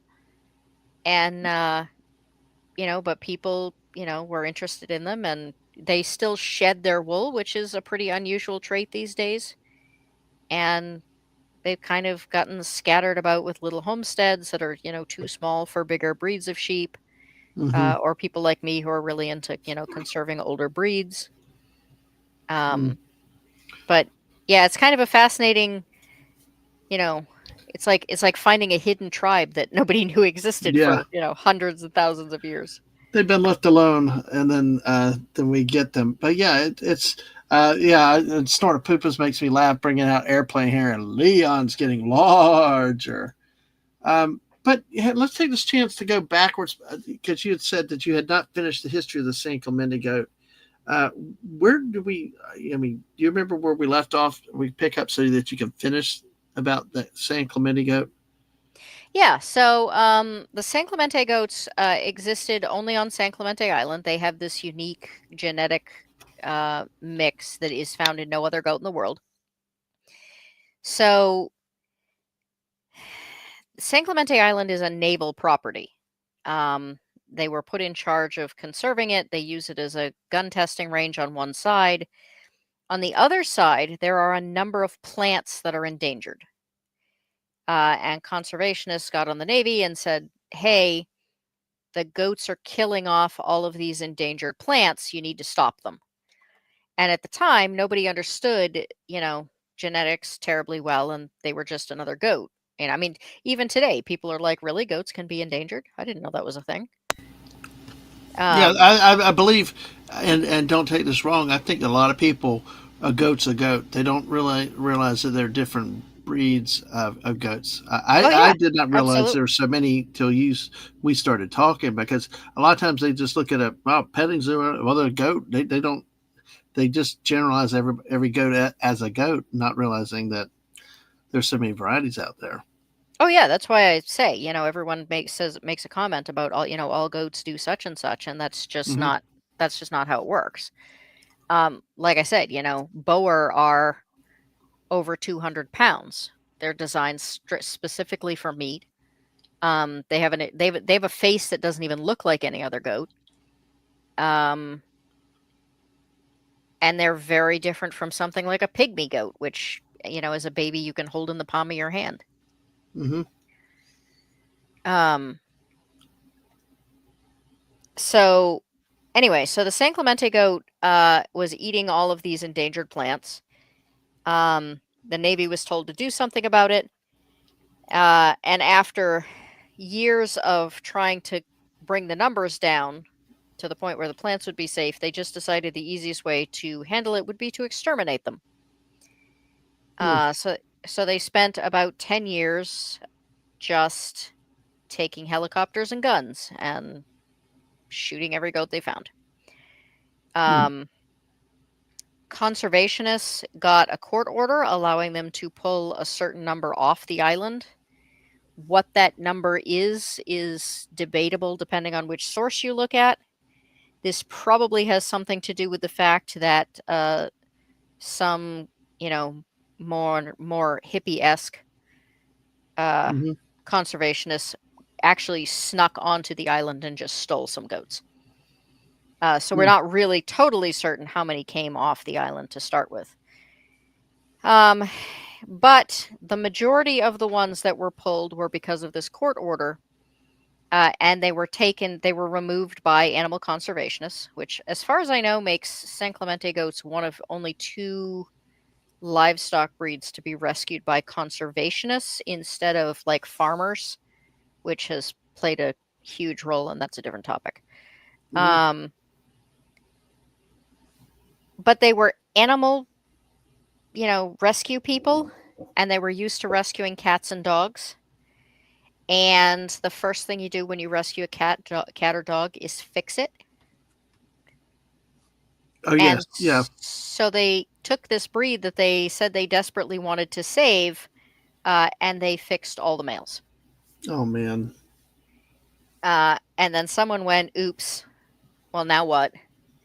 And a number of the females were pregnant, and I can't remember if it was 9 or 11 had boys. So every San Clemente Island goat currently in existence is from one of those males. So Mm. people not only track the San Clemente Island goats themselves, but the specific lines. A couple of them have gone extinct, unfortunately. I've seen where other animals like turtles and other things, just when they're put in captivity, they don't necessarily have the ability to procreate. Is that like when they go from like maybe more of a natural situation to being a captivity or a farm or whatever else? Have you noticed any troubles with some of the animals being able to reproduce, like some of the males to do I the? can't I can't imagine a situation that would get a male goat to stop reproducing. Okay, all right. Well, there's that's some. Well, they sound like rabbits then. All right, that, that's very interesting. Yeah, with let's see. That was a question that popped up. Should we take a few minutes and talk about your experiment? My experiment. Yeah, the experiment that you were talking about this week. I mean, if we're done with the San Oh, oh, Clemente, oh, oh. if we're done with San Clemente history, and I didn't mean to cut you off, but if we can talk about your experiment, your project for the week, if you like. Okay, so yeah, it wasn't really an experiment. That's where I was Okay, confused. I'm sorry, a project. Okay, a project. So this overlaps a little bit with next week, but so I professionally do a lot of writing and editing. Um, and most of my writing is around homesteading and food sources and endangered heritage breeds and homesteading and people who want to get started with homesteading, gardening, bees, all the nature, living with nature kinds of topics. Um, and sometimes sometimes I present the topic to the editor and say, "Hey, this seems like an interesting topic. It's showing up a lot in searches. There isn't a lot on it." And they'll either say yes or no. But once in a while, I have an editor who comes to me and says, "I need a research article on this topic." And when that happens, I have to go out and dig up scientific articles. I have to translate them into normal people speak, and then I have to write a paper on it. So the current article that I just finished today was on artificial insemination in and its role in saving endangered heritage breeds. Um, Okay. Now Yeah. I got the topic because I write for that particular magazine. I do most of the work for the endangered Mm-hmm. heritage breed stuff. Okay. But I knew absolutely squat about artificial insemination. Yeah, I mean, it's a topic we don't generally run into around very often, but Well, yeah, yeah. And how the did you get selected for that? Is it because that you do raise the goats? Uh, but you're normal a natural breeder, not versus artificial insemination takes it out, all the natural process out of it, and it becomes more of a mechanical process. well, yes, but the issue is that so part of the issue with San Clemente Island goats is there's only about 2,000 of them left in the world, and Mm-hmm. they are scattered over all of the United States and Canada. So there isn't a lot of goats, for any one breeder within a reasonable distance.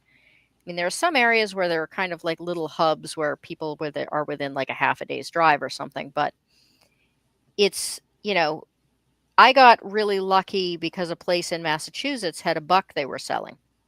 Mm, But right. their animals are fairly closely related, which means mine are, all going to get bred to that same buck. So when I need another buck, I have to figure out where I'm going to get that buck. Hmm. Um, there's a breeder in Vermont, but several of my does came from her. I won't be able to use Massachusetts anymore, um, which means now I'm starting to look at, New York, Pennsylvania, Virginia, and just goes out from there. And especially for smaller, less organized, well, I shouldn't say less organized, people not willing to drive for a week to get a single animal. Yeah, you've Um, had to travel some long distances. What's the longest you've ever traveled? when I originally picked up my first Soe, we drove to Wisconsin. So Wow. it was 2 days out there, loaded them for a day, 2 days back. So 5 days, pretty much in a car the whole time. Um, Wow. it was exhausting, but they were cool, so they were worth it. Yep. Um, We did a trip to Yellowstone before, 16 days, 6,000 miles, 60 hours on the road. We had some 12 and 13-hour days. So, yeah, the road can get very tiring. it's even more fun when it is pouring and you have really angry sheep in the back. I bet it does. Oh, gosh. Yeah. And you're looking at each other going, you think the rental company's going to be mad about the sheep smell? Really in the car? That's, oh my gosh. I figured you had a trailer or something. We well Nice. we rented a van and we loaded them into dog crates.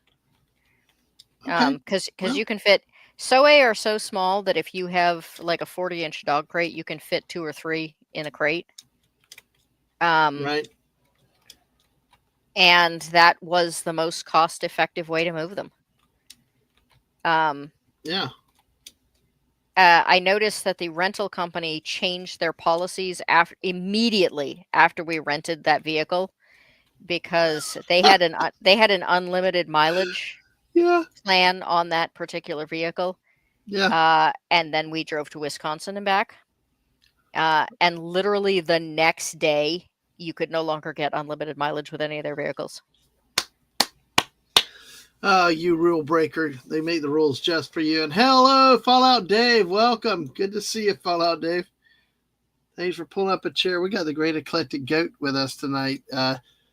Having some Oh, fun talking about animals. Oh, we got bunnies. so these are the rabbits I used to raise. These are Mm-hmm. American chinchillas. American chinchillas, they look gray, but if you actually like blow on their fur, they have a bullseye pattern. So the gray Wow. is actually from gray, black, and white stripes that go around each individual hair. Mm-hmm. They're very cool. So in the 1920s, chinchilla fur coats were the fashion statement. But chinchillas, like the actual chinchilla rodent, could only be gotten from South America. And it Okay. was very expensive in 1920 to transport enough chinchillas to the United States to make a coat. Um, Gotcha. so, so rabbit was a fairly big meat source at the time. So what they did was they bred a rabbit that would look and feel like the South American rodent. They called them American chinchillas, uh, and then they could say that they were selling chinchilla coats without technically lying to anyone. So these were the original fashion knockoff. Oh, interesting. Um, they are absolutely fascinating rabbits. I love them. Um, they They look colonate. so cuddly too. They look like they're just nice and cuddly. They're very friendly. They're very large. They can hit. I think we had one at one point that was like 13 pounds. Mm-hmm. So like twice the size of my mother's dog at the time. Oh wow. Okay. Um, Oh jeez. and again, they're an older breed, which meant we could colony raise them. So they all lived in a big pen together outdoors, Mm-hmm. and everybody got along great. Hey. Um, Unfortunately, then we got a weasel, Oh boy. and it busted up our fence really bad, and we didn't want to risk the rabbits, so we ended up rehoming them to people that were interested in the breed, figuring, once we get everything stabilized, we'll just be able to get more of them back. And unfortunately, by that point, everyone that we had ever sold rabbits to had decided it was too hard to raise them and just started interbreeding them with other breeds. And so the Yeah. stock. So I would have to Yeah. go, I think I would have to go to West Virginia at this point in order to Hmm. get new chinchilla stock. So for the moment, we have Hmm. Rex rabbits until the day that we can afford to make a trip to West Virginia. Yeah. See, David loves rabbits. A lot of people really cuddle up to the little bunnies, and then you got the big bear, little wiggle snoot bastages. Snort. I love rabbits too. They're delicious. Oh, there you go. All right. Let me Chickens. tell you, one rabbit is adorable. Two Yeah. rabbits are adorable. Yeah. 50 rabbits are dinner. Yes, I agree. Yeah, speaking of that, I do remember when my oldest kid went to stay with their aunt for a week and they raised farm. They did all the stuff themselves. They came back eyes wide open with bunnies. it was like it was eye opening watching the bunnies reproduce, and that's it was quite funny. But yeah, The funniest thing in the universe is watching rabbits mate. It's yeah hysterical. It's like that's it's yeah. like 3 seconds, a squeak and a fall of just completely like seizes up and goes unconscious. Oh my god. Oh, that's too funny. Hey, it's hey, they're just they're very businesslike. That oh yeah, Snort Poop was talking about the chickens. Yeah, there you go, Snort. So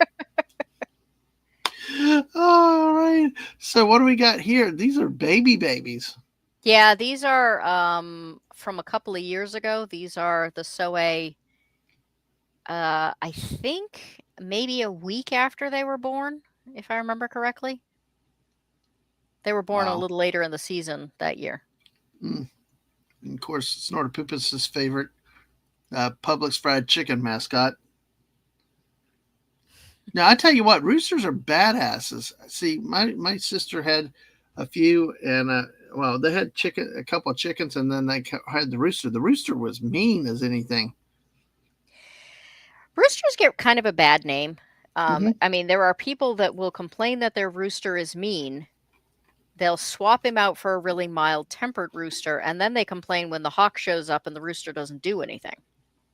Ah, And I was like, well, the one that you thought was mean would have been all over that hawk. Um, yeah.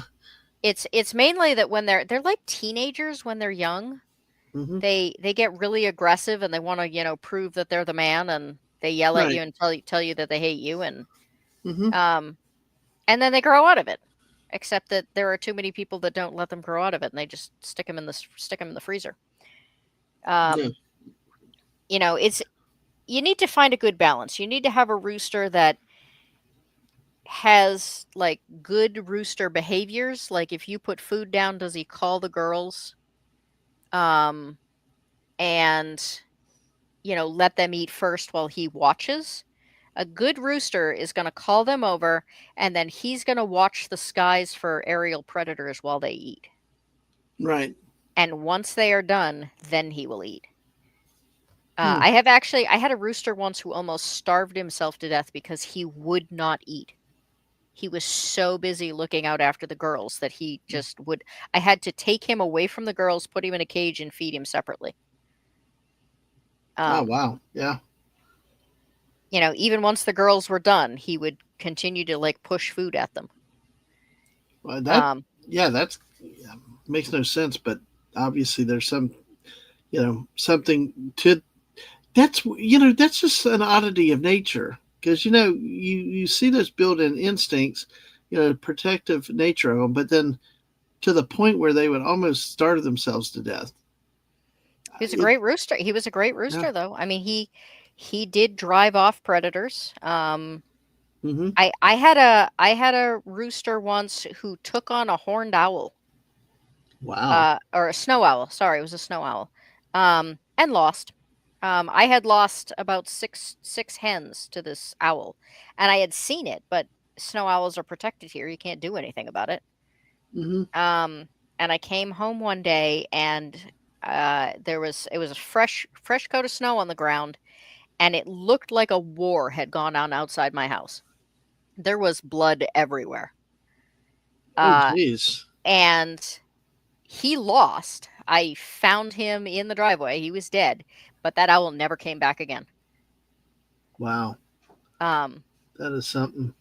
he, he did what he's supposed to do. You always imagine. I can only imagine what he did to the owl.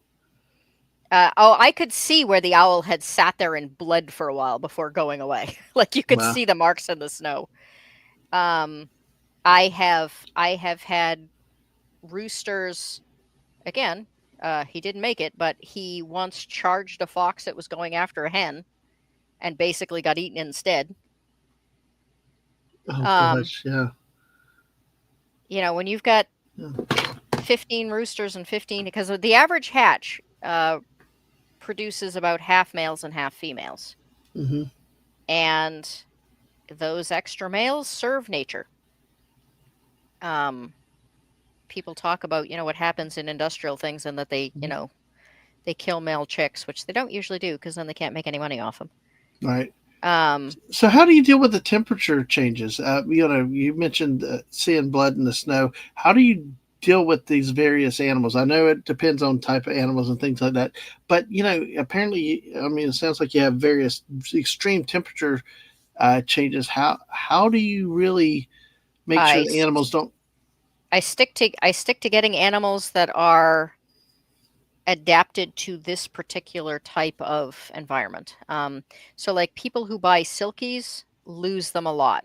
Silkies are a type of chicken that their feathers aren't normal feathers. They don't have the capability to let water like roll off them, and so they get cold, they get wet. They are not meant for cold environments, and they don't do well here. Um, People that raise them here end up needing heat lamps, which are a fire hazard, and it's just. Mhm. I always tell people I am a lazy farmer. I want to do as little work as possible and let my animals take care of themselves as much as possible. And so, you know, the Soay sheep do well in the wintertime because they have heavy wool coats. They shed out in the spring when they're ready, so I don't have to worry about a cold snap after I've sheared them, and I don't have to shear them. Right. Um, in let's see, what are we up to now? In over 60 birthings, I only ever had one sheep that needed assistance, and there was a real freak occurrence behind that. Um, they're just like if I got hit by a bus tomorrow, they'd be just fine.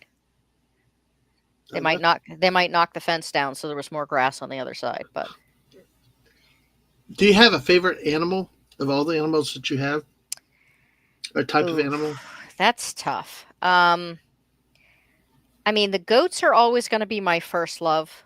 I've wanted goats since I was, knee high to a grasshopper. Like that was my thing. I always wanted to raise goats. But man, the Soay have been like I'm just so impressed by them. And they're very goaty sheep, so Hmm. I I was once doing an educational thing at a fair, and this couple walked up to my display, and they were arguing because he wanted sheep and she wanted goats.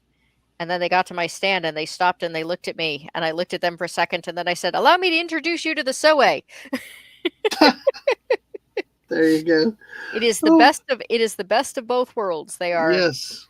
It's not just their appearance. Like a lot of their behaviors are more of what people tend to think of as goaty behaviors. Um, Hmm. Well, and they're just I would say I have a terrible soft spot for the goats. Um, in on many different levels, but mm, practically, I think from a practical logical standpoint, I think the Soay are the best animal I raise. okay. Versus the San Clemente or the Oh, the I keep that They're second one, the Oberhausies.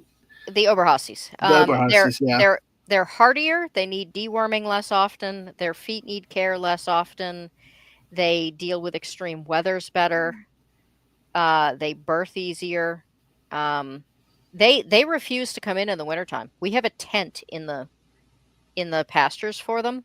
That is the closest they will get to getting undercover in the wintertime, no matter how cold it gets. I remember you telling me that. Yeah, that's. The I same go ahead. even the San Clemente Island goats, on the other hand, the minute it drizzles, they stand at the door and scream bloody murder because they don't like getting their feet wet. I could just hear that now. It's like They're like, make it if you stop. the screaming, a bunch of goats screaming out loud. That would be fun to hear. Oh my goodness. Luckily, they don't have that really high pitched one that gets used a lot in memes. Oh, good. Well, that's a good one. That's good. At least you have enough property you can actually walk away from it if you have to, not get stuck there where they like roosters waking you up at night, morning. Oh, baby, nice baby. All right, nursing. Oh God, that one looks like a wolf. I'm telling you Which that one? the the the the larger one right behind. I mean, it looks like a wolf. Just it would, but it just the way they look there, the This head. this this one here, or Oh no, the bigger one right there with the saint. No, the down a little bit. Yeah, that one right there. Because it just with that fur, that hair. I that still strikes me, that hair. I mean, I just see camouflage. Look at all the wood and all around. That thing's just blending in. I'm just that's what they're there for. yeah. So Kenna, I went by her picture. She's mostly white, and Hmm. she's very unusual because white attracts predators. Um, Oh, okay. if you free range your birds, like if you have chickens and you free range your birds and you have a dark colored flock and one white bird, Hmm. that white bird is going to be the first one that disappears. And the other birds will Wow. drive it off because they know that it attracts predators.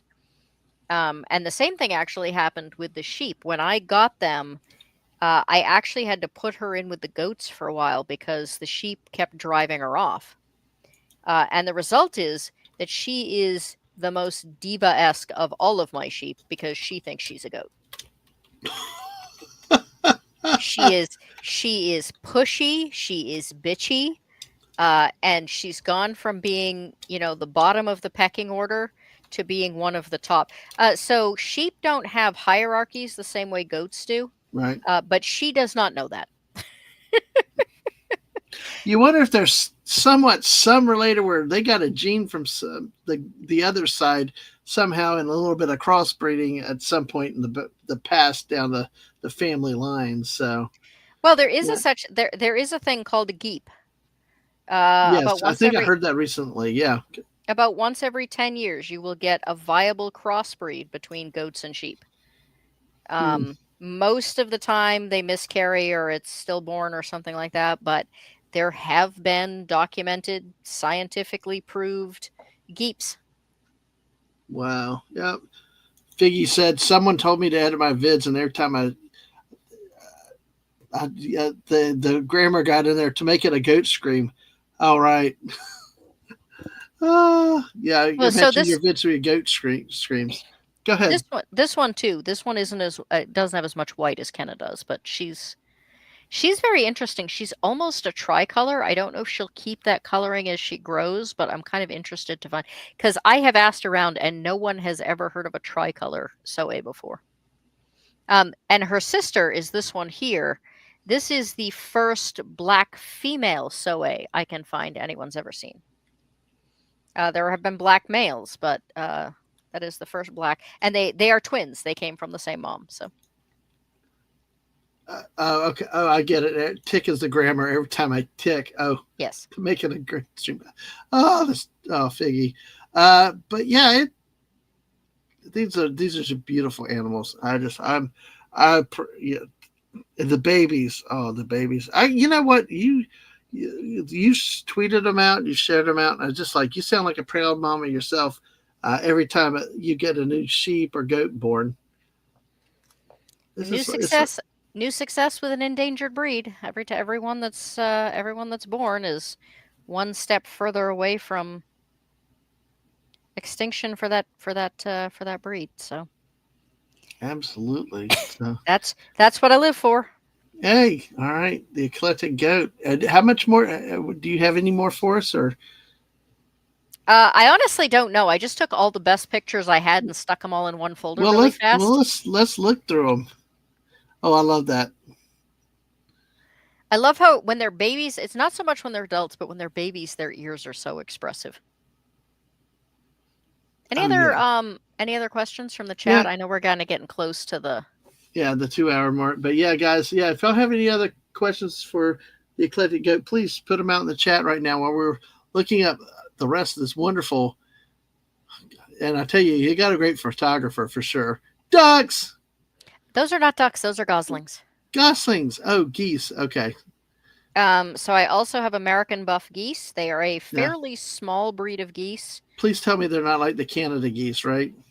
No, Okay. Thank you. most geese aren't.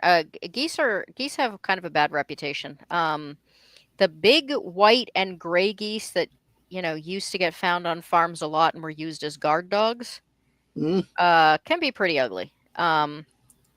We But have all the those Canada geese running around here. Once the missus had to get out of our car because they were blocking the street, and she was like the goose herder because the geese, instead of walking off to the side, they walk right down the street, and she's following them until we finally can get them off the street. Oh, but yeah, and they're so bad, especially when they reproduce at certain times of year. You don't go near them because they are protective of their nests for sure. Yeah, mine have some variations. So the ones that I got first were hand raised. And one of them will actually, even when she's actively nesting, will let me pat her and check her eggs and, Hmm. look at babies, and she's fine. But then we got some that were older, and geese do not like change. Like when I change the bedding in their house, they won't go in it for a day. Um, they actively, so Hmm. normally I let them out in the morning, and the husband puts them away in the evening. If he decides to go out with the guys some evening and I go to put them away, they will not go in. Hmm. They will just scream at me because I am not the person that puts them away at night, and that's not how this is supposed to go. Wow. They are schedule obsessed. They are like everything has to be in like the correct order. Hmm. Um, and yeah, they're really kind of fascinating that way. Um, Yeah. Yeah. Thanks for being here, Bowsette. We appreciate it. And folks, like she said, if you got any questions, go ahead and ask them while we're finishing up on these pictures. Legatus did have a question earlier. It's back to gaming, though. What genre do you enjoy the most when you're DMing? Sci-fi, fantasy, western, modern, wartime, or horror? I really like to mix genres. Shadow the Demon Lord, for instance, is kind of a post-apocalyptic fantasy. Um, Slay Industries is kind of a horror cyberpunk sci-fi cross. Numenera is kind of a fantasy sci-fi cross. Um, I I think it's too easy to get into tropes if you just use a single genre. Mm-hmm. For instance, I once ran. Man, this is way back in the day. I ran a game of Vampire from the World of Darkness when I was Mm-hmm. in college, and one of my players was notorious for like power doing what's called power gaming. So he would just make characters that were ridiculously overpowered and really didn't fit the game, and um so he had this like big jacked out character that had a lot of guns and tons of stuff. So I designed the game around this particular character, and I let them have all the equipment they wanted, and then I sent them back in time, and I made him count bullets. and as soon as he ran out of bullets, they went after him as a witch. Wow. So when you're willing to shake up genres and not, first of all, you can deal with problem players because you can throw things at them they're not going to expect in a certain genre. But you can also do fun things. Numenera.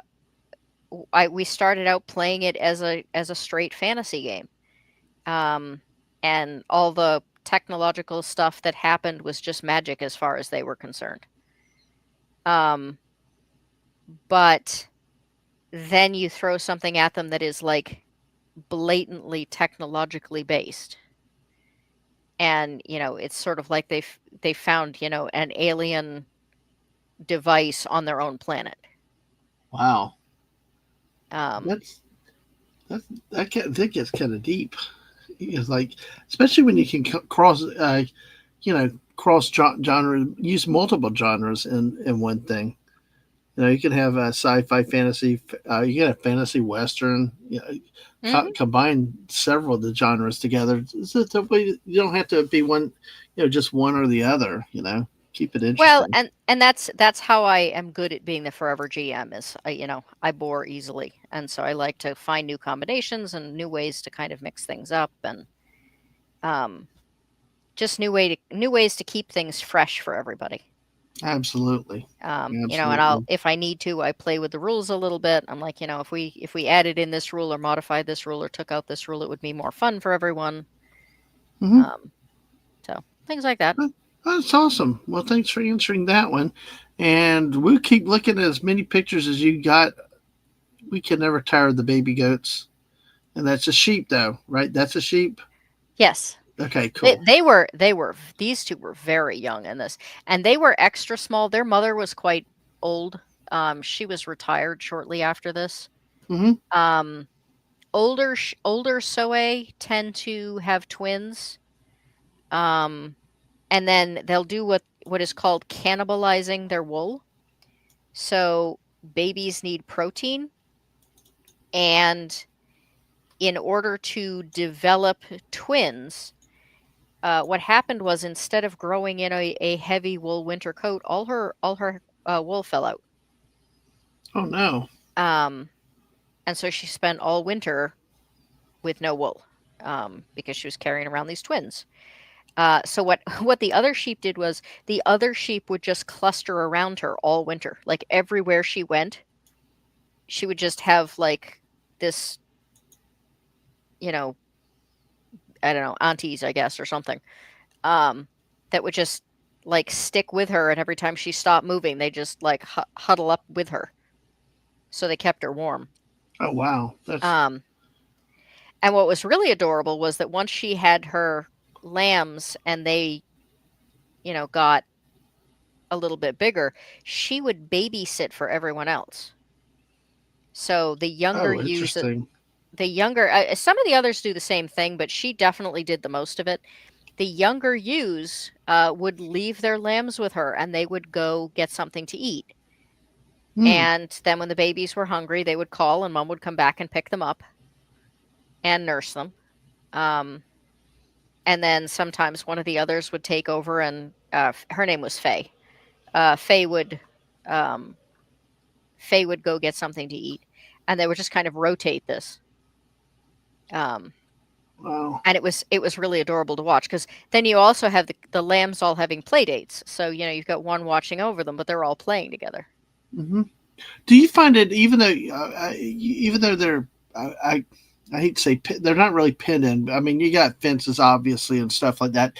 Do you still have to watch out for predators? And do you find that just watching the sheep, the goats, all the animals that they're still practicing their natural herd protection, looking out like you said, babysitting. Oh yeah, so we have a lot of eagles around here, and like I said, soe are born very very small. Hmm. Um, I made Dad Man a goat. Yes, I'll Um, have to look at that. By the way, hi Wade, and guess what? I will look at it. The Eclectic Goat will also be on next week, so I will take a look at that and prop that up for everybody next week. But thank you for doing that, and thanks for being here, Wade. So, yeah. But yeah, I mean, but you still, wow, we got 16 people out there. Hey, everybody's coming in. Hey, thank y'all for being here. Make sure you go back and watch the beginning where we've been, because it's been a great The 2 hours word so got far. the word got around that there were baby pictures. Exactly. I try to tell This everybody, but yeah. this is one of my favorite pictures. Oh, I love that. I don't know why, I just love that I picture. love. By the way, I just thought about it. Did we finish the talk about your project, or did we somehow jump off of that and get on to Oh, I something else? yeah, I think we did jump off it. So the long and the Yeah. short was that Well, listen, I did what is so funny, Goat, is that you're fitting right with this channel. We just slide off. Wait, we finished. We forgot. That's how our late night streams are. The squirrel streams. They're like, wait, it take us 40 minutes to finish something. But yes, let's go ahead and finish that. If you don't remember, if you were coming in late, this week you were writing an article and it was about artificial insemination for goats. So let me well, let you go. specifically in how artificial insemination could be used to help save endangered breeds. Right. Um, and the science in the articles was a lot more complicated and a lot harder to translate than most of the stuff I read. Mm-hmm. And it got really interesting because, again, not all goats are the same, Yeah. and goats apparently are very difficult to use AI on in the first place. Um, and then certain types of goats are more likely to react badly, to get infections, to miscarry, and yada yada yada. Mm-hmm. Um, and there are tremendous numbers of papers trying to figure out ways around those issues because, of course, one of the most endangered goats in the world is one of the ones that tends to miscarry if you try and use artificial insemination on them. Interesting. And so Wow. there are entire papers examining like exactly what what type of goat, what type of buck is likely to provide the best semen samples in order to impregnate the does in order to get their numbers above. They are down to 600 goats in the Arapawa population, which was the goat in question in Wow. this. That's quite small. Are they Um, limited to a certain geographical area? Like we talked about San Clemente. Are they generally from one area? they originally were in New Zealand only. There have been some that are now transplanted to the United States because there was concerns that, if there was ever a disease in New Zealand, that would wipe out the population. Again, when you have that small a number, you have a lot of inbreeding, which makes them especially prone to, you know, if one is not capable of fighting off a certain virus, then probably they all are not capable of fighting off a certain virus because Hmm. they're so genetically similar.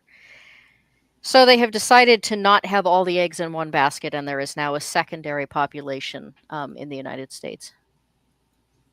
Wow. Okay. Um, But and so basically, the article is the art. Well, we can talk more about it next week. So, but that was your project for this week. So my it, project this week was reading a whole lot of articles about goat semen and which yeah, ones made for the best. Which ones made that for the is best. really an interesting way to put it and recap it. I spent my week reading about semen. Yes, and as we got 17 people showing up here. Hello, Queen G. Welcome in. Good to see you. Good talking howdy to you. So, yes, make sure you We're hit that. What's that? we're talking goat dick.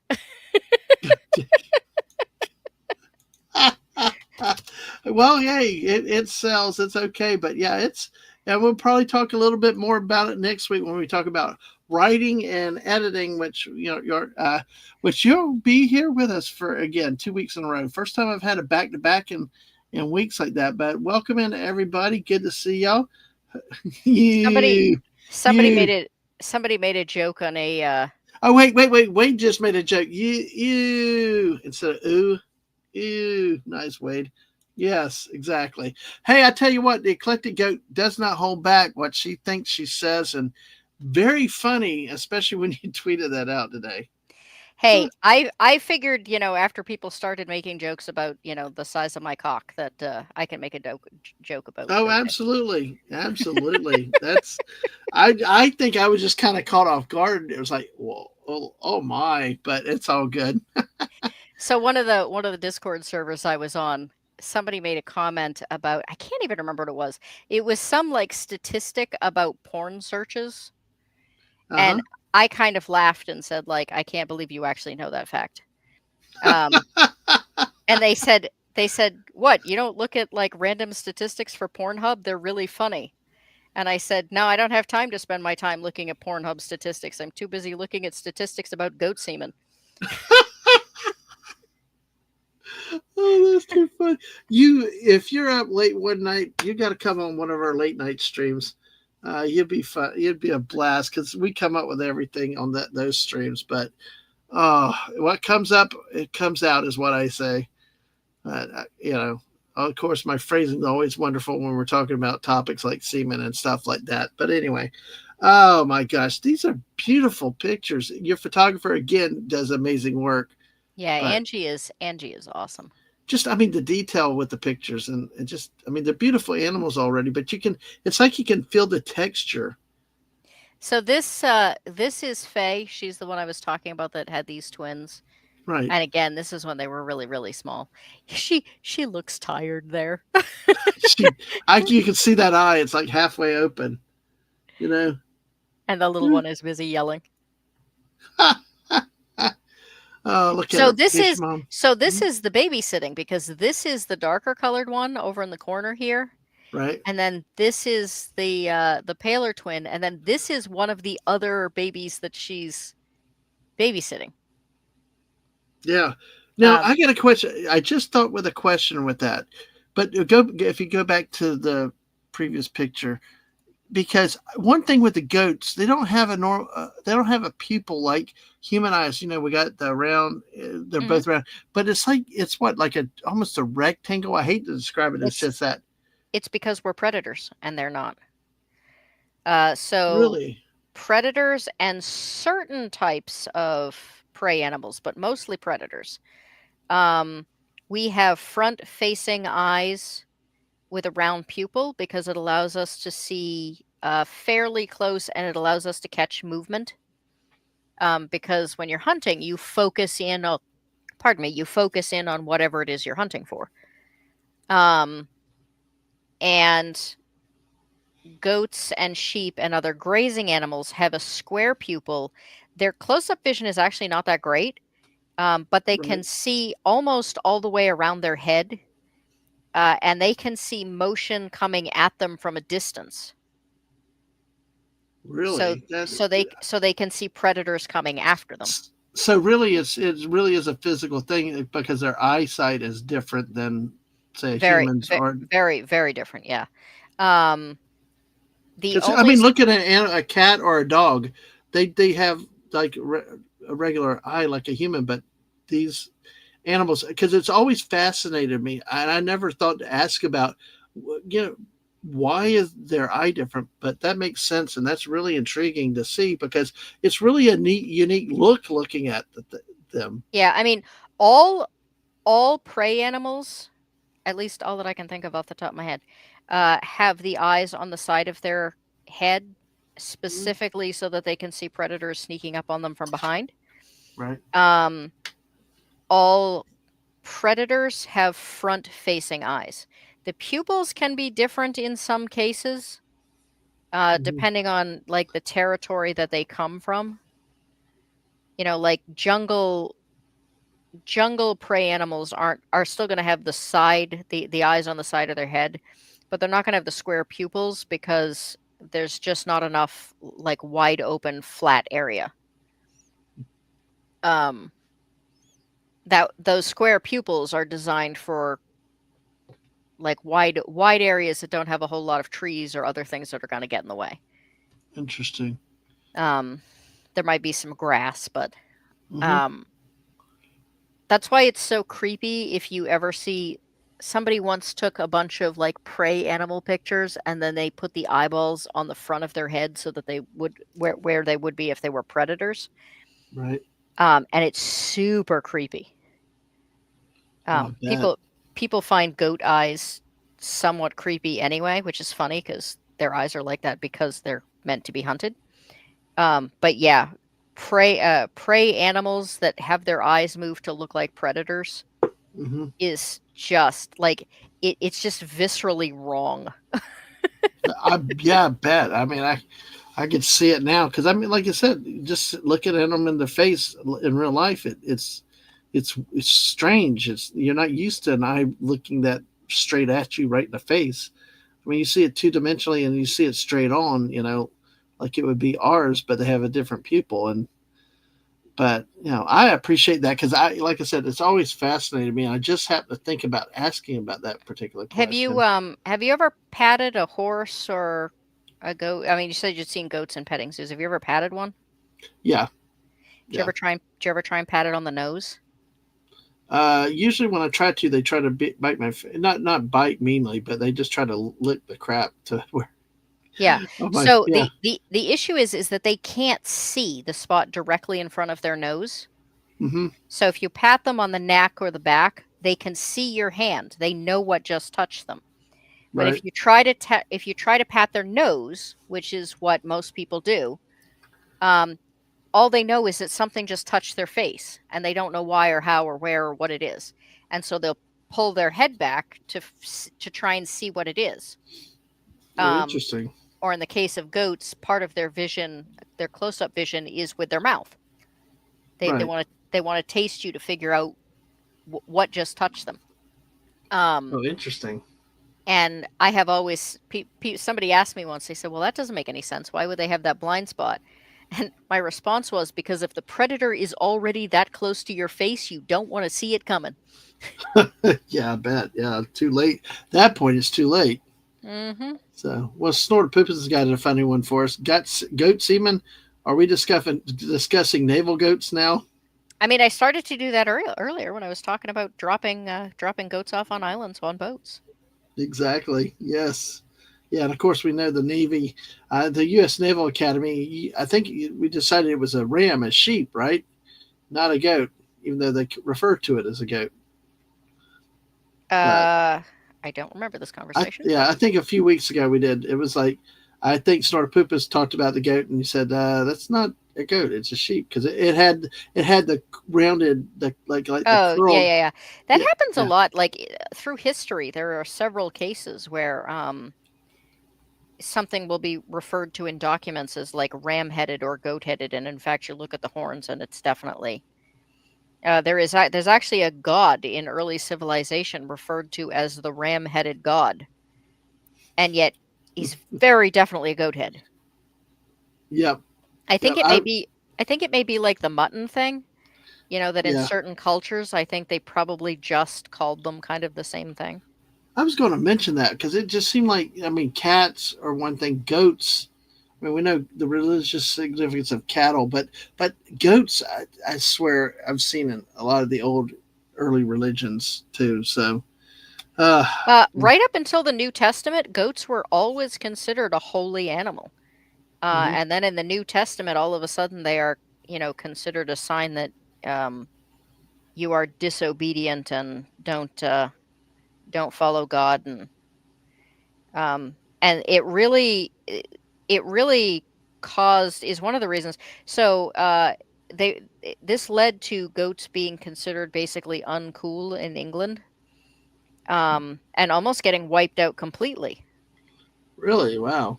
Oh. The only surviving goats were goats that had basically escaped and were just running wild.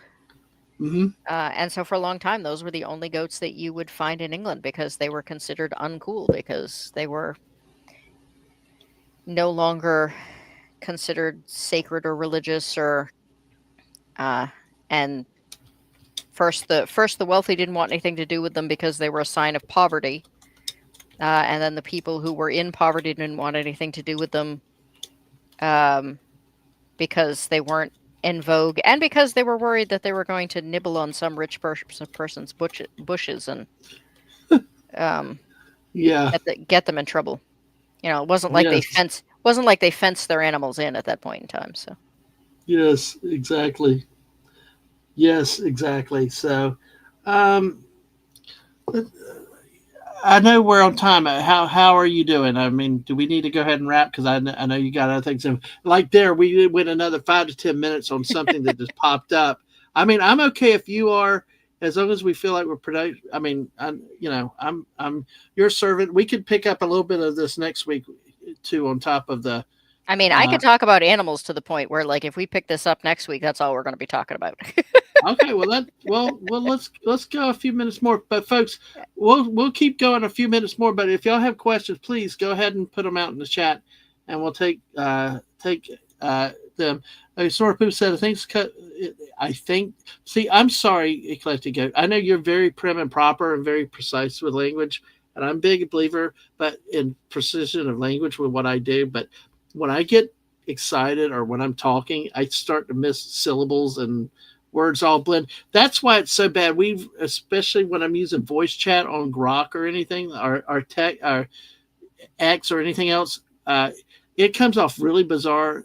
And we call it dadmanese, which is basically my own language. And people get to read and understand it. Yeah, snortopoopus right there. So, uh, I worry about the written word. I'm not so worried about the spoken word. that's okay. That's cool. Greek god Pan, but he became associated with the devil or something like that. Oh, Yeah, interesting. it's a little bit more complicated than that because the Old Testament came after the Greek gods, and in the Old Testament, goats are still considered sacred. They are they are the primary sacrifice. Well, I should say goats and sheep are considered the primary things to be sacrificed in various ceremonies. Mm-hmm. Um, again, it gets a little complicated unless you're geeky enough to actually read the whole thing through. Um, so, like I said, cattle were used as a sign of wealth, um, so that the lords and the priests would have to share, the signs of their wealth with the people. Mm-hmm. But goats and sheep were kind of like if you were a wealthier common person, or a low level lord, your requirement was that you would sacrifice a goat or a sheep in the same cause. Um, It's and just so beautiful. Yeah, go ahead. there were we were talking about the care of animals. There were really strict requirements about how what the animal had to look like. So, and it wasn't just to keep them from being sick, it's that people had to take really good care of their animals because if they didn't, they wouldn't meet the requirements for sacrifice and you would be looked down on, Right. and unable to repent for whatever sins you'd done, Mm-hmm. because your animals weren't in good enough condition. Right. They had to be perfect. The whole point was that the animal had to be perfect to make up for the your sins, not lesion, not sick, or anything else. It's the Sorry, quality. somebody's got motorcycles outside my window here. That sounds like Um, my house. We're lucky we don't have a train going off. We got It, it wasn't just sacrifice. It wasn't just sins, though. I mean, yeah.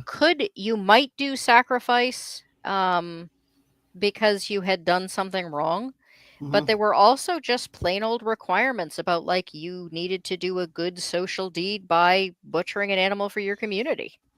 Mm-hmm. It was seen as a civil duty almost. Yep.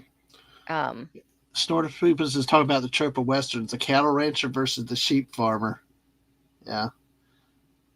Mardi oh with yeah, C. Yeah, yeah. go ahead. Sheep and cattle wars. Yeah, I mentioned that a little bit earlier. Yeah, yeah, Uh, yeah. And Mark D with C's coming through. Hey, Mark.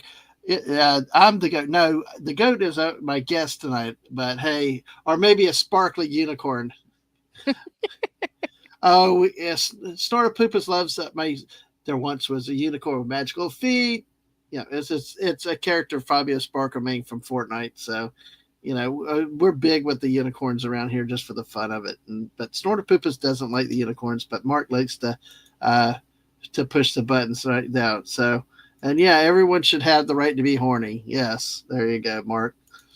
By the way, Mark's wife is gone for like 2 weeks, and now he's free, and he's probably coming in to cause trouble and all. And Connie Cleary, welcome. Good to see you. Connie's one of our friends that actually uh, actually, Connie, you can clarify a little bit. She deals with birds a lot of different types of birds in where she works and stuff, and it's really fascinating to hear what she talks about birds. So good to see you tonight, Connie. Very very good to see you. So, but yeah, um, sorry, Connie, tell them that geese aren't evil. yeah. Back me up on this. Yes.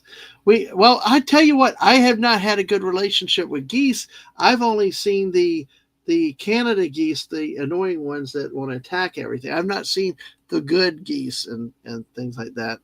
So, Well, there's hope also there's also the fact that most people that have bad relationships with geese were traumatized by them as children.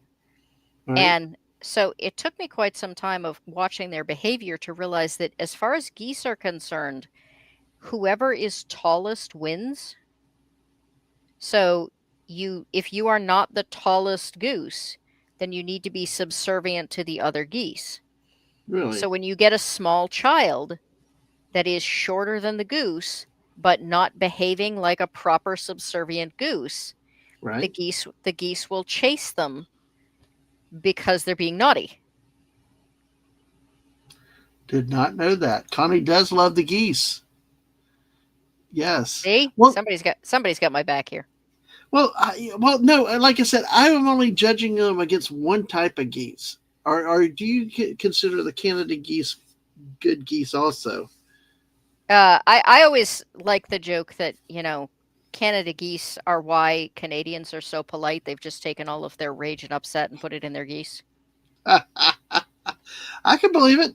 I really can believe that. It's yeah. I it's so funny. It's just. But I will say one absolutely cute thing. What the rehab my mom goes to. A couple weeks ago, we I had her there, and they actually it's this time of year that the Canada geese have gone. The Canada geese have had their young and stuff. Beautiful babies, and we got pictures of them in the water. It's really really neat. So, sort of They Poopa they're said, they're yeah, amazing parents. yes, I respect them if nothing else. yeah. Sort of Poopa said most people have bad relationship with bears because we tend to eat them. That's why. That's why you try to eat them. And hello, it's Anna's Gameland. Yay. Hey, y'all. I was nearly attacked by a swan the other week. God. Yeah, swans are pretty evil. I'll go with that. Really? Really? Swans? I was, wow. Okay, what's a swan and a goose? Okay, I guess they are two different They're things. totally different birds. That's the difference. My mind's blown with that, but great to see So you, Anna. But yeah, so I thought swans were supposed to be elegant and beautiful and all chill. that doesn't stop them from being bastards. Wow. I was like, okay, well that's well see the missus said the swans are evil. Oh I gosh. just want to comment on this picture really quick. Yeah. So the mother, I've had lots of pictures of this baby, but I don't have very many of the mother. So this mother is gorgeous. That is literally her name. She is my absolutely best formed ewe of the bunch. Mm-hmm. Um, she delivers the biggest, best babies every year. And it's the only thing that saves her because she hates me. Like Why? Why does she she hate you? just so Or does she the like your husband though? Does she like your husband but hate you? Is there like a she tolerates him but doesn't like him, but she hates me. So wow? when we first got them, so a sheep shed based on hormone levels, so they have to give birth in order to shed. Okay. They tend to shed about a month after they give birth. So when we got her, she had not been bred in like 5 years. And so she Okay. had this just layer after layer after layer of wool, and it had actually started to like irritate her skin. And she was very uncomfortable and she was in quite a lot of pain. Can And I ask so a quick question yeah, in there? Okay, she doesn't shed, but could you shear her, or is there a different? Do they need to shed to avoid the irritation? They 5 years is a long time for them to go. But Um, you couldn't shear them and do the same thing, or is it? Do they really need to what shed? well you could, but the what happens is that you're better off doing what's called ruing, which Okay. is if you just take the wool and you just sort of tug on it a little bit, it basically just falls off. Okay. All right. Um, and we don't have shearing equipment here because the Soe don't need it.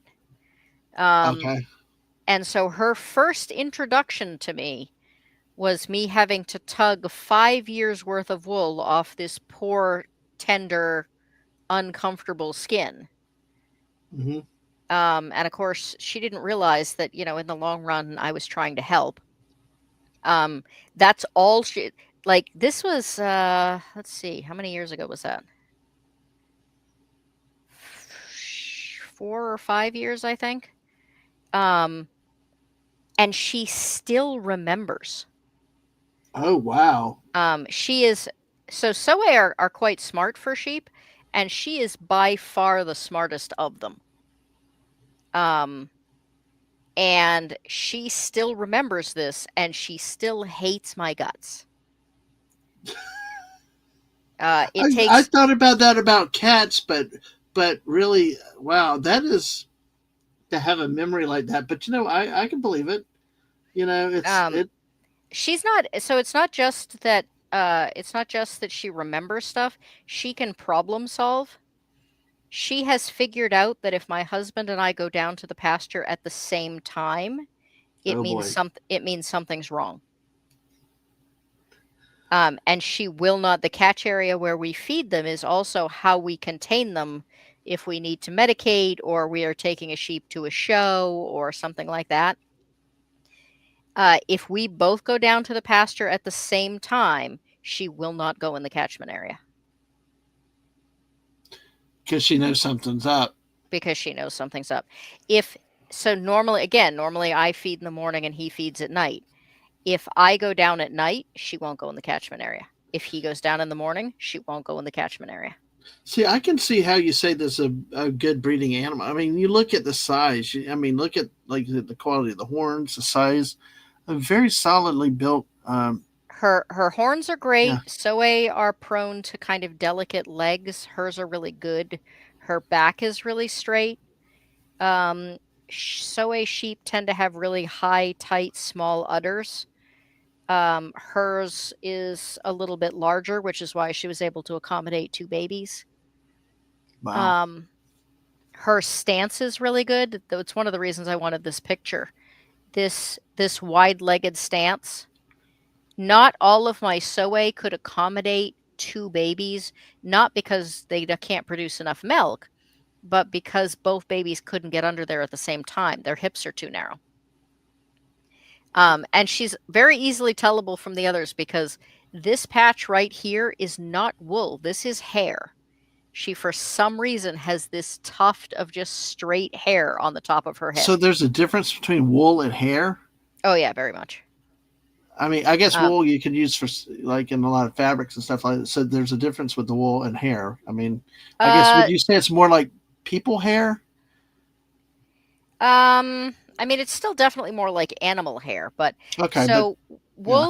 the difference between wool and cashmere and hair is the fibers and how the structure of the hair goes together. Mm-hmm. So, for instance, wool can be spun because you can't see them, but it has all these little grabby bits that Right. if you comb it out and then spin it, it will hang on to itself to make this one long thread. Hair doesn't tend to have that. Like I there are people that'll say you could spin human hair, but you'd have to like do a lot of maneuvering to make it work. Right. Um, uh, Cat hair, I think is absolutely unspinnable because it has no outward fibers at all. It's one smooth spoke. That's Mm-hmm. what makes them have that kind of like slick feeling. Dog hair varies a lot. Mm-hmm. Um, rabbit hair or rabbit fur. Most rabbit fur is not spinnable. Mm. Well, that, Unless they're specially bred like Angoras, which again are designed to have special kinds of hair that have sticky bits. okay, yeah, because I know we bought some yarn recently, and so yeah, Mrs. is all into that, and the textures, and let me say hello to Lemon Pie. Hello, Citrus. He comes in with his standard high fruitcakes greeting. So good to see you. Good to see you tonight, Is Lemon is Pie. the Mrs. still in the chat? Oh yeah, she's in the chat. She actually just texted me a little while ago about something earlier. So they're enjoying it, and uh, apparently we I have family that are watching quietly. I thought I would let her know then that I have been spending this entire stream making a sweater. You have been spinning. See, I have no problem with that. I think that's wonderful. Like I have people come on. Like that's how she started with my late night streams. She just started coming on doing diamond painting or doing brick builds and stuff. And I we've had other people that they're yarning or doing something in the background. I think it's great because I tell you if it's something to keep you active to help focus or whatever else, yeah, more power to you. And I love the company. I'll talk forever too and stuff. And if you're making a sweater, hell, I'll probably sit here all night with you while you do the whole sweater because I can't shut up. But hey, Yeah, but the my hands will start to hurt before that happens. But I know no, that. so when I first started live streaming, I would get really nervous, and so I would make granny squares, and then I turned the granny squares into blankets and stuff, so, and scarves so that I could donate them to the local food shelter. So Mhm. one of the reasons I started live streaming so much was that I can't do it on my own live stream because there's too many working parts to go. Right, But right. I took to crocheting when I'm on other people's live streams because the more live streams I'm on and the more crocheting I get done and the more I can donate at Christmas time. And I So think that's a great multitasking. I like you. Like I said, if you ever come on a late night stream with us or a random thing, bring it on and use it as a chance. Because see, I think it's great to multitask. A lot of times people fall behind and stuff, but I'm like, if you can talk and do something, do it. See, I can't.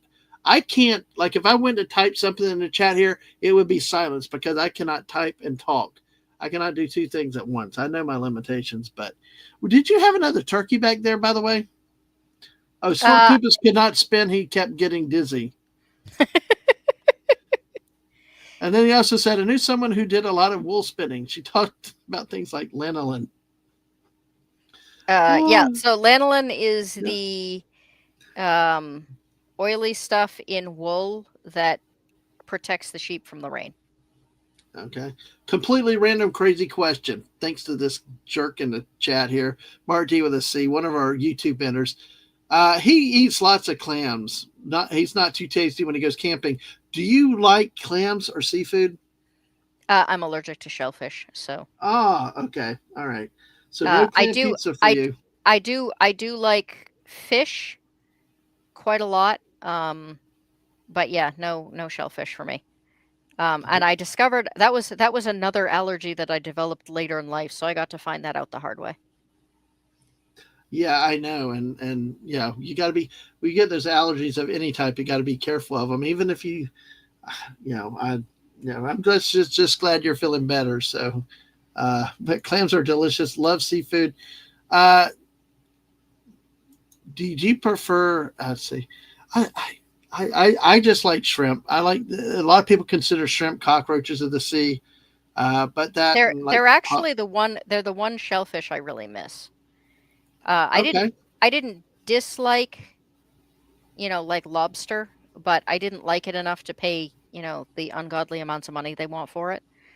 Um, but I really enjoyed shrimp and I still miss shrimp, but yeah, it I is what like. it is. One of my greatest memories was with my grandparents. We'd go to church, and on Sunday we'd leave, and we'd always go to Red Lobster. Now people can question that that's really seafood or not, but it was our memory. We would go, and we'd go, and I'd always get the popcorn shrimp. So but shrimp and get the right kind of fish. Don't give me tilapia. I want a real fish. So see, this is what happens a lot of times. We end up taking different tours and stuff. Now, there's the snow again. Again, you God, look at that. That's a perfect view right there of the pupil of that on that goat. Oh, the eyeball, yeah. Yeah, it just like I said, it really this angle is almost straight on is kind of freaky looking, like you were saying. But You it's want another fun fact? sure, I yes, we don't think love I've plenty got. of fun facts. So Queen Mum is, like I said, there's a strict hierarchy in goats. Okay. Um, Goats who are about to give birth will get really pushy because if they can bump themselves up the pecking order even one step, if they have a Hmm. daughter, the daughter inherits that spot automatically. Wow. Even if they end up back down the pecking order, their Hmm. children will have whatever status they had when they were born. And there is always a queen. So our queen is Queen Mum. Oh, But Queen Mum is sterile and has no children. So okay. she has no daughter to take over the herd when she passes away. And she's like 13 or 14 years old. So she's doing Which is amazing. Yeah, that's is that towards the end of a lifespan? the fact that still has teeth is amazing. Wow, She's okay. in incredibly good shape for her age, but she's definitely winding down. She has no interest in queen duties. Um, and so Pearl, this goat here, has so Pearl's mother was the herd queen for her herd before, Hmm. but lost that position to Queen Mum because Queen Mum was bigger and older and just a better queen herd. Right. Um, so never in Pearl's life did she know of her mother as being the queen herd, or herd queen, I mean. Hmm. Um, but now that Queen Mum has started winding down, Pearl is taking over queen duties. And Interesting. Yeah. what makes it more interesting is that the herd queen always has a beard. And Pearl does not in this picture because Pearl was not the head of the household in this picture. Oh, so the goatee is that's a female uh So trait? boys will develop like big beards. The Okay. females will just have this one curl.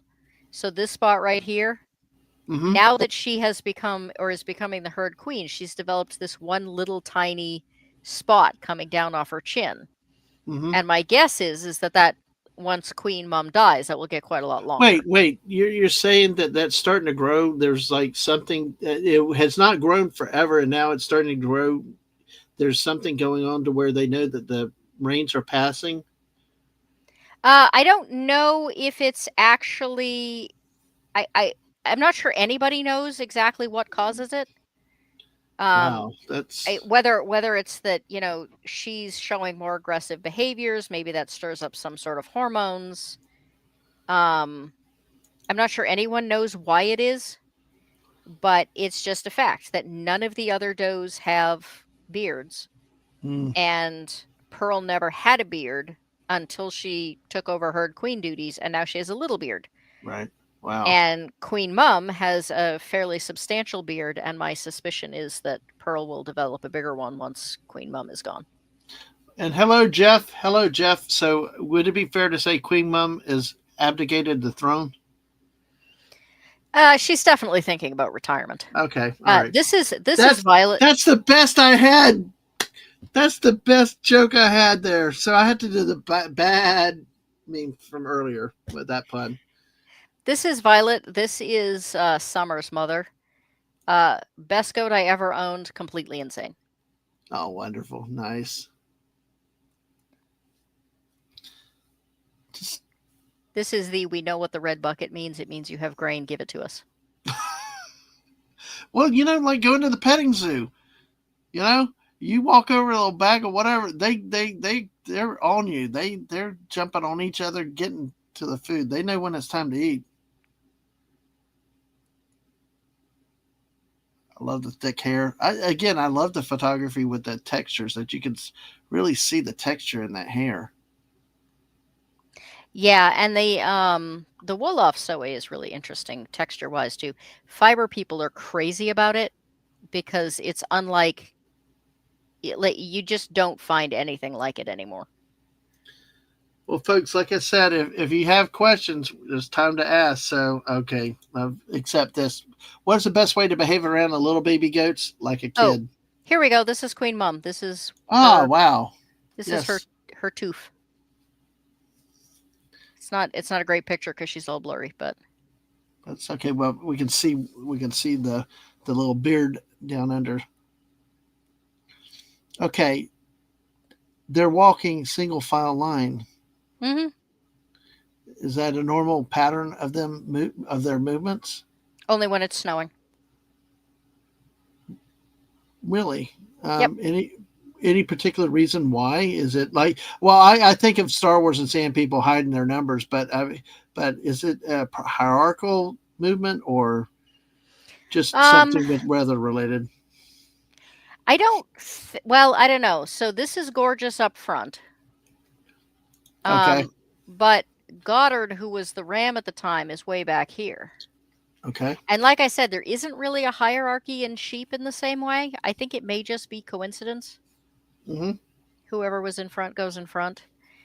okay, Um, when it first snows, they use it to pack themselves down a pathway.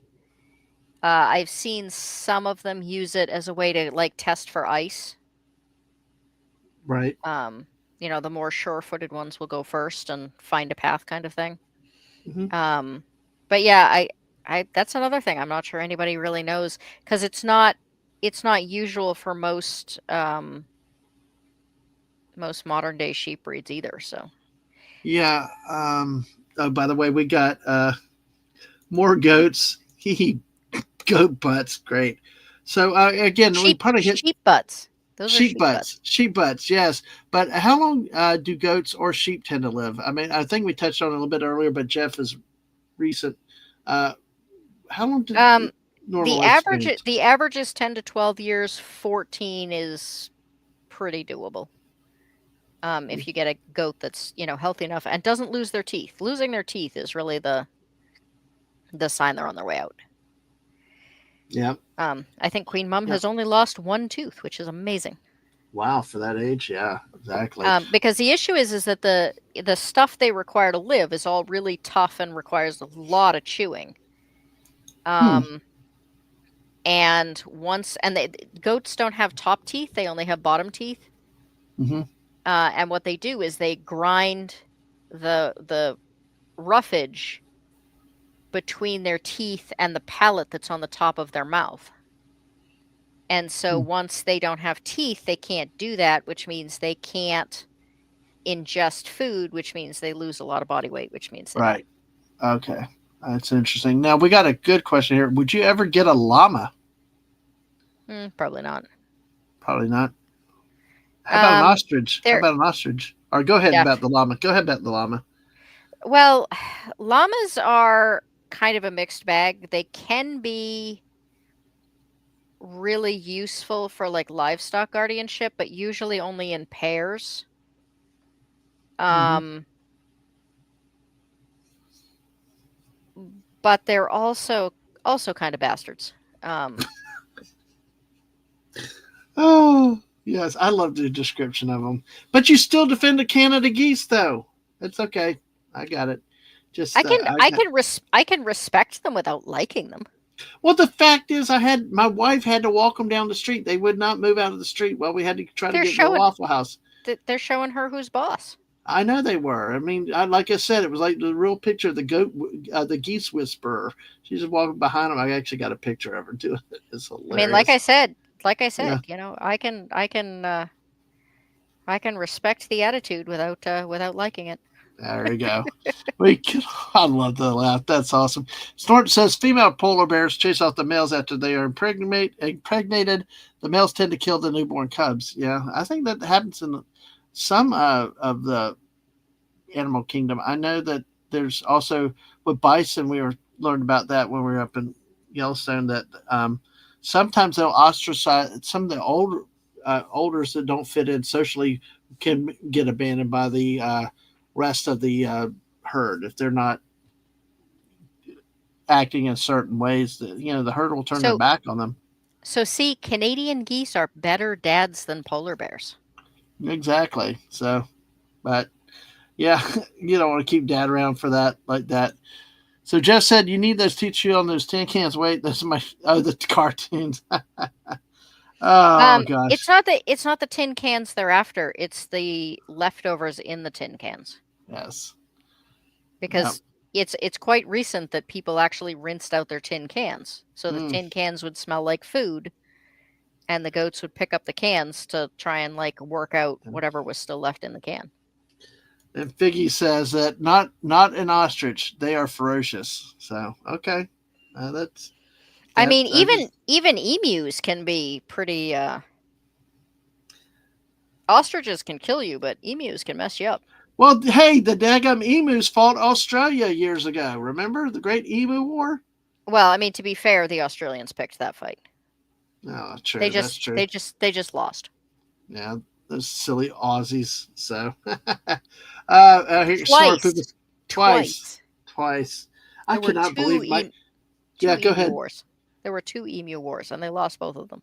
My oldest kid came in one day talking about the Great Emu War. I'm like, you're full of crap. And then all of a sudden, I'm looking around YouTube. Yep, the Great Emu War. But hey, and Snort Poop is, of course, says llamas are as bad as unicorns and never trust a banana. Well, thank you, Snort Poopus. I appreciate that. So, I mean, oh my gosh. I certainly agree with the llamas being as bad as unicorns. Well, that sounds like it. I mean, that seems to be quite a bit. But see, llamas could be kind of cool, but they are attitude wise. I do remember my dad always saying that llamas. This was probably back in the 40s or 50s. That my uncle had a llama spit at him. Mm-hmm. And it smells. I don't know. I like I said, I have mixed feelings because like llamas can be good protectors, in pairs. Yeah, Um, they it just depends on how bad I mean, I guess it's pretty much that like with anything else. Donkeys sometimes are good protectors and sometimes will beat goat kids to death. So wow. you never quite know what you're going to get until the time comes. Yep. I got a livestock guardian dog, or was supposed to be a livestock guardian dog. Hmm. His parents are both livestock guardian dogs. He was raised with livestock guardian dogs. He was raised around livestock. Like everything about him says he should be a great livestock guardian dog. He's Right. an idiot. He has zero interest in the animals whatsoever. He wants nothing except to spend time with people. He thinks the That ducks are just there for chasing. Like, you never know what you're going no. to get until the time comes.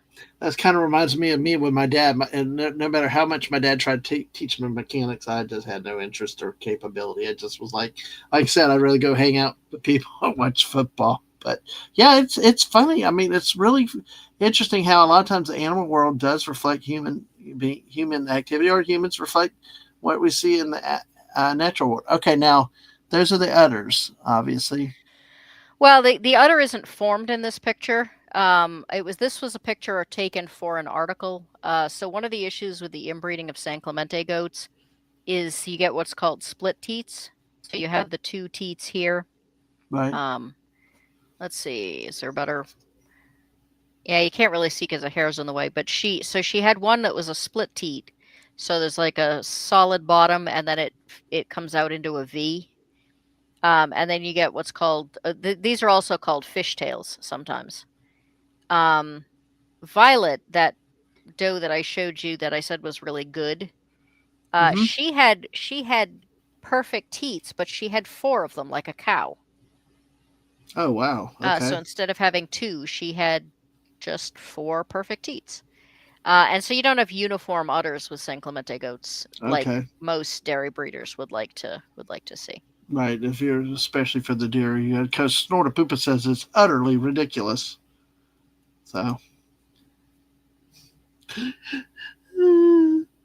let's see, and of course, peacocks are very territorial.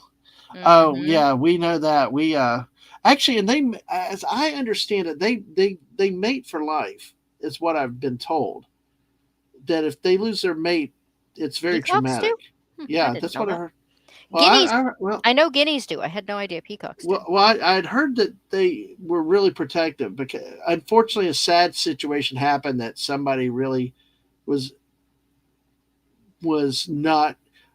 I mean, they ran over a peacock with on purpose, and it was like the guy after that refused to ever ride with the woman again. So, like, hey, you know that was mean, that was rude.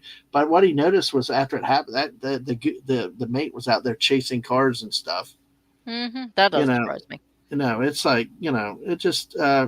But they are territorial. You got to watch them, and But yeah, it's man, the snow, man. I tell you what, we came so close to having snow this year. We got ice slushy Wait, where we were. you came close to having snow, huh? Yes, yes. Even in Northeast Florida, we almost had snow. The Panhandle had inches.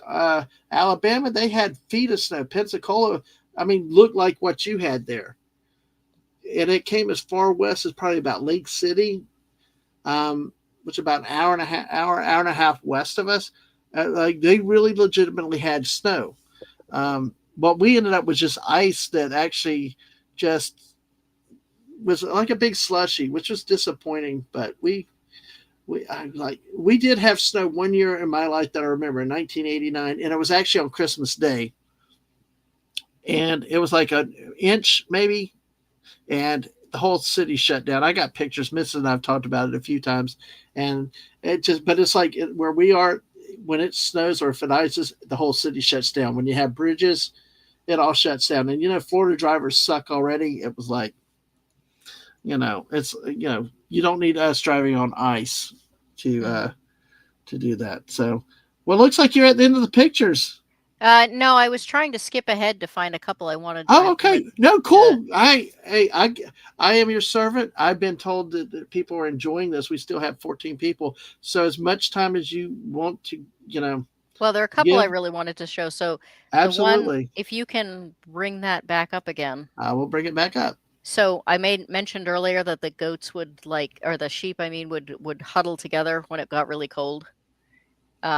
It was below zero in this picture, which is why they're all like bundled up together. Wow. Um, what's really funny is this one here Hmm. has found some grain that got caught in this one's coat. Oh, I was wondering what he was doing. It's like, so it is all about the food. And then this was Goddard. Goddard, this was my first ram. Is it Goddard or Goddard, like the Space Center? Goddard, Goddard. Okay, okay, like I think something with NASA. I can't remember. Named after the scientist. Okay, all right, cool, all right. I did not realize this until my mother, who is kind of a nerd, informed me of this and requested if we could name our next ram after her favorite scientist. And I just looked at her and said, I didn't know anyone ever had favorite scientists. so, I our, so our new ram is now called Feynman. Okay, Vineland is that so another scientist, but it's like, but if you go back to that one, I just love how it's just majestic. Look at Oh, the yeah, thickness of those horns. Look he the was beard, amazing. just all of that. What goes into the quality of the horn? Is it genetics or what happens? So let me back up one more. So you'll notice right here, this has been clipped off. Their horns never stop growing. The horns on sheep and goats are very different. Um, it's not just the curled versus the back. So in sheep, the horns are basically hollow. They're like fingernails, Mm-hmm. and they will keep growing for the sheep's entire life. He was pretty old, so. Um, where the genetics come in is whether or not the shape of the horn begins to interfere with the sheep. And as great as Goddard is, Mm-hmm. if some human being hadn't taken a saw to the end of his horn, Oh man. it would have grown into his jawbone eventually. Oh wow. Um, maybe not even in his actual like lifespan, but there was the possibility, so somebody trimmed it. My goal is to eventually have all rams that don't ever have to be artificially trimmed. That's one of my two goals with the breed. Um, and I lost where I was going with that. Oh, so goat horns are not hollow. Goat horns are basically another limb. Hmm. So one of the reasons that there's a big difference between oh shoot, I forgot I jumped this so much. One of the difference that there is such a one of the reasons there's such a difference between disbudding and dehorning is that disbudding is removing the horns before they ever form, Okay. whereas dehorning is more equivalent to cutting off a limb. It Ooh, has yeah. it has it has nerves, it has blood vessels. They have to be under anesthesia in order for it to happen, and most vets will not do it unless there's like a medical emergency for the animal. I mean, like we Um, said earlier, it sounds very barbaric. It's well, no, but I mean, there dehorning, could be medical reasons for doing it, though. yeah, dehorning is sometimes done. So, for instance, if a horn breaks lengthwise, Hmm. there isn't. If it's severe enough, there isn't a lot you can do. Right. Um, So Yeah. there are conditions where sometimes it's necessary, but it's pretty rare. And people that are just like, "Hey, I bought this goat and I've decided I Hmm. don't want, I don't want horns." Right. Most ethical vets are going to say, "Too bad, Yeah. so sad. Yeah. Shouldn't have bought the goat."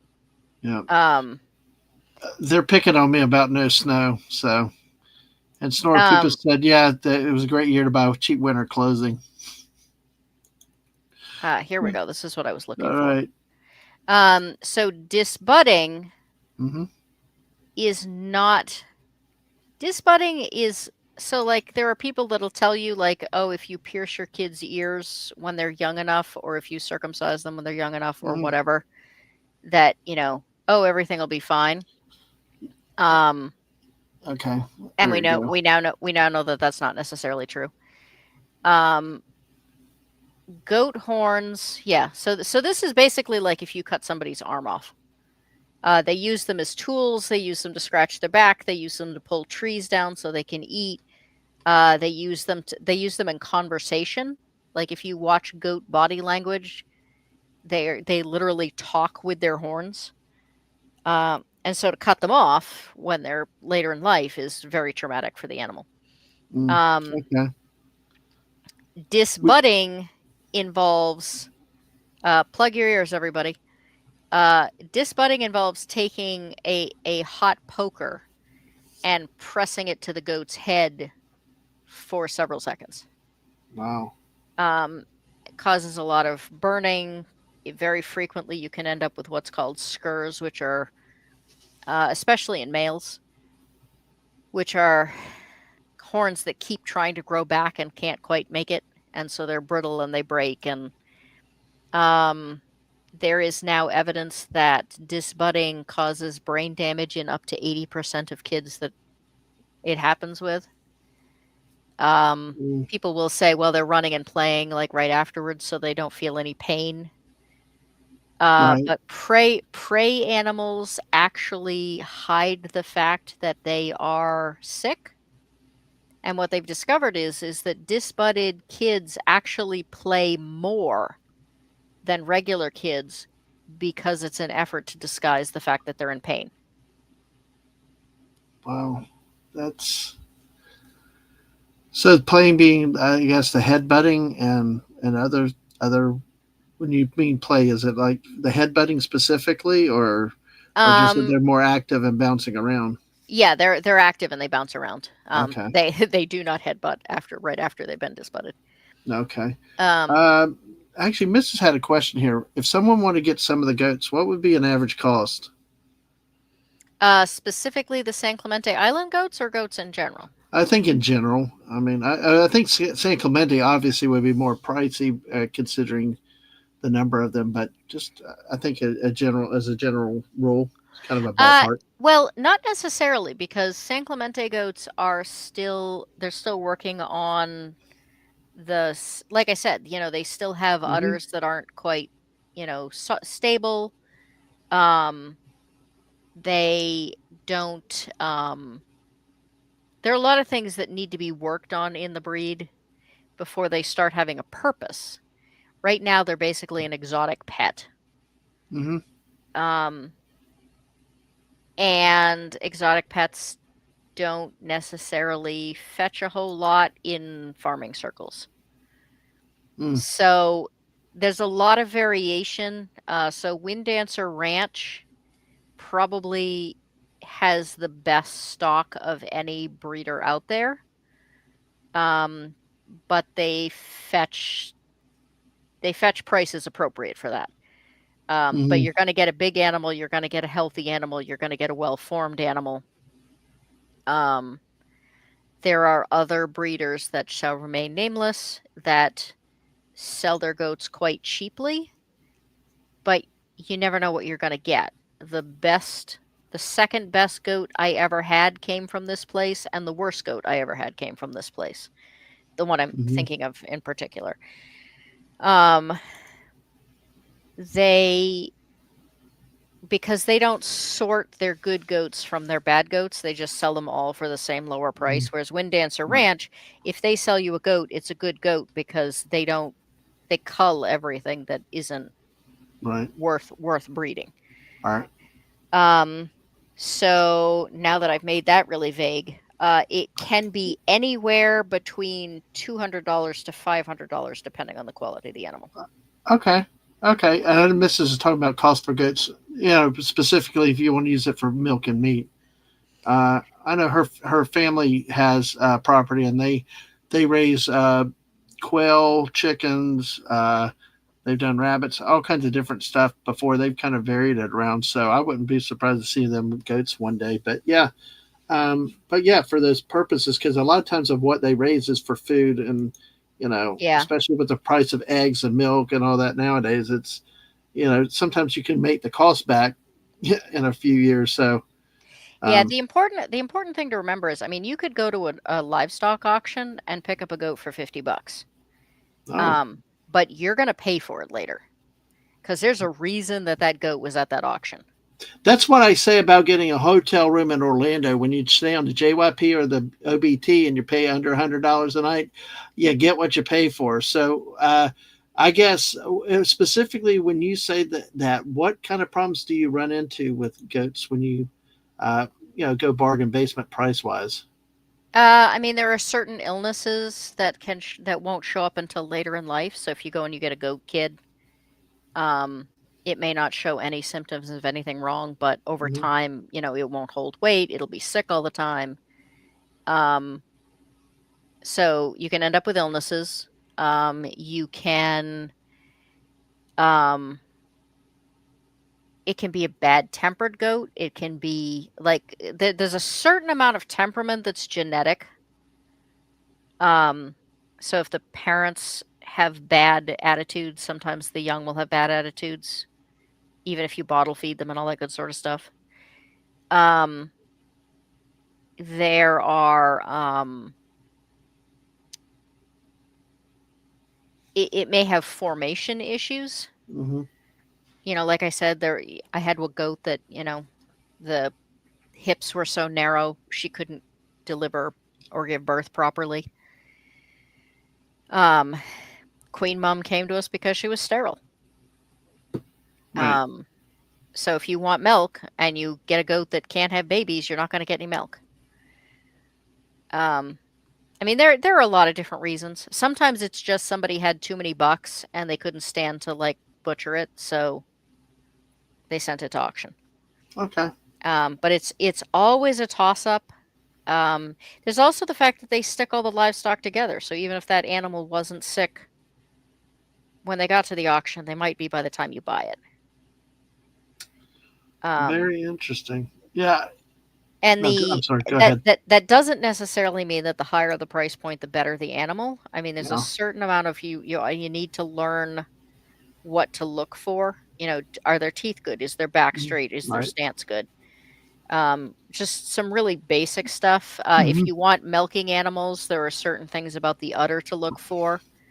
Does it connect well? I knew a woman once, she had a goat that the udder was formed totally wrong.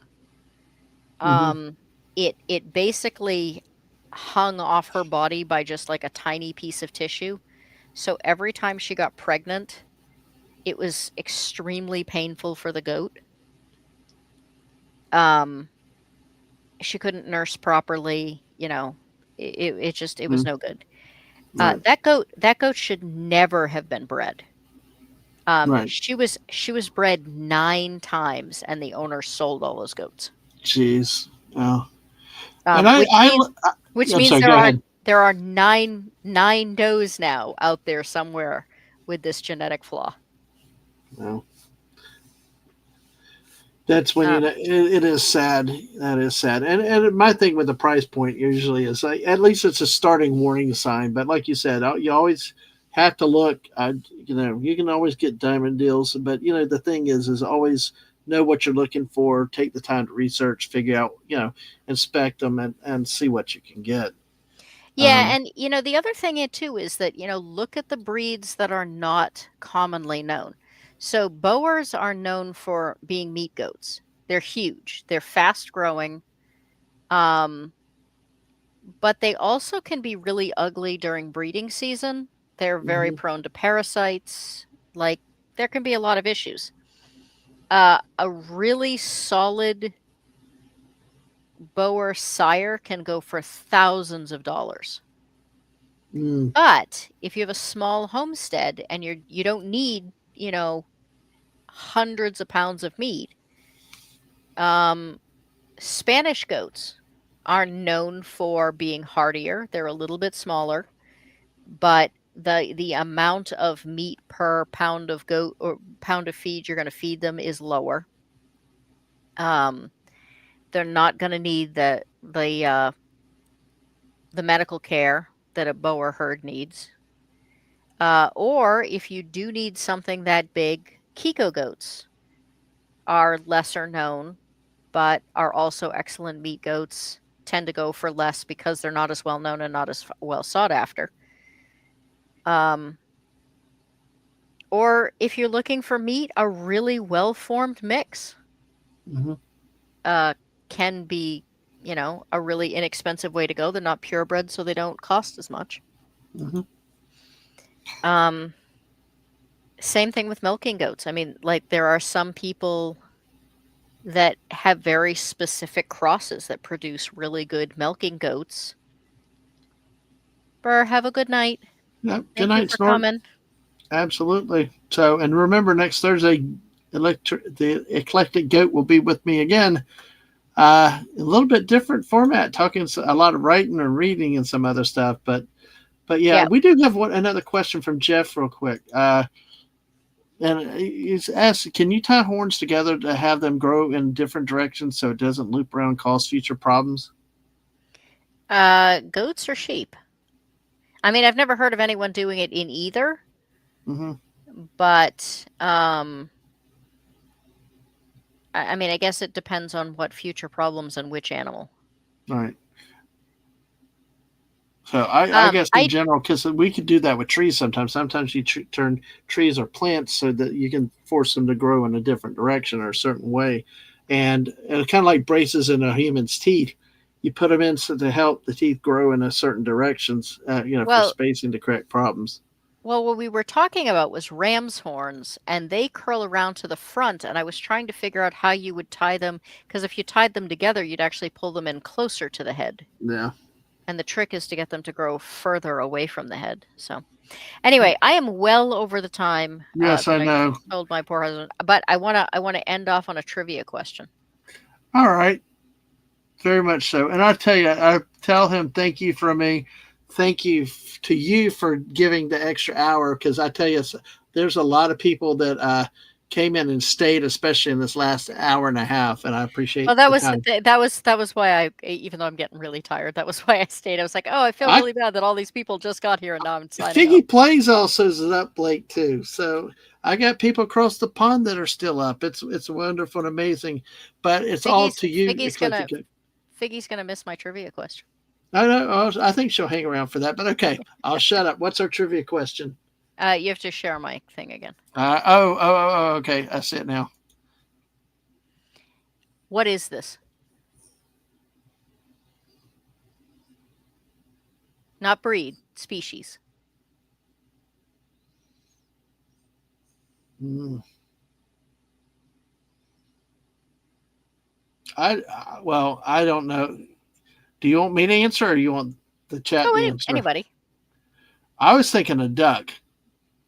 So, for Mrs. Dadman's benefit, a mallard is the breed, duck is the species. Yay! So I'm not looking for breed. I'm looking for species. What is this? Uh, so it's not a duck.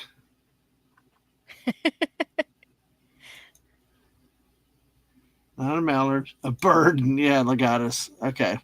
All Do right. you do you have a guess?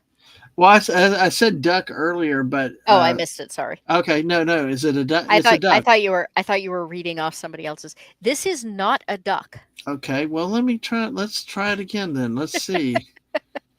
Um, Is it a so goose? you know the whole saying about if it walks like a duck and it talks like a duck, it's a duck.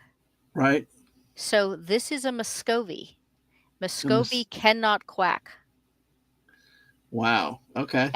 And that's scientific. Oh, they also have an extra toe. That scientifically makes them not ducks.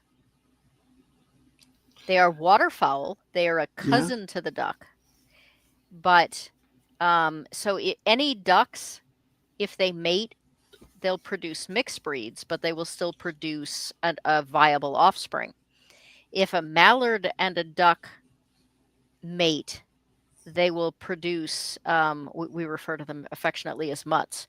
They will produce young, but the young will all be sterile Interesting. because they're cousins, but they are not technically ducks. They roost in trees instead of on the ground like ducks. Though I will say, remember I said earlier I used to raise my rabbits outdoors in a big Right. colony? Right. I had a Muscovy crawl through the tunnels underground into the rabbit nest box, lay her eggs, and hatch her ducklings underground. Wow. They are incredibly determined. She then left them for the rabbits to take care of because That because there were also baby bunnies in that nest box. you can just hear Oliver Twist, or you can hear leaving the babies at the fire station or the monastery with that. Oh my gosh, that's hey, I don't think she intentionally meant to leave them. I think what happened yeah, is that the mother rabbit drove her out once the baby started to hatch because the mother rabbit got really confused. right. Well, I tell you, I it's don't know what's going on. the mama instinct is like I'm protecting everybody here, whatever they look like. It could be a dog, and we're I'm still mama here. So But this is a female Muscovy. okay, They are about the same size as a large duck. Male Muscovy, however, are twice this size and can hit 18 to 20 pounds. see, I think I've seen that. I think this has been another the fowl at mom's rehab. And I just sit there. Well, that's a big Um, fat duck. I would be well, it's possible. They are considered wild Muscovy. So no one ever intentionally domesticated Muscovy. They just showed up one day Well, and said, "Yeah, we're moving in." yeah, these Um, these these just sit around the pond at the rehab center. I mean, they're yeah, not. Yeah, my understanding is that in Florida they are considered a nuisance animal and you are encouraged to shoot them. Um, that's news to me.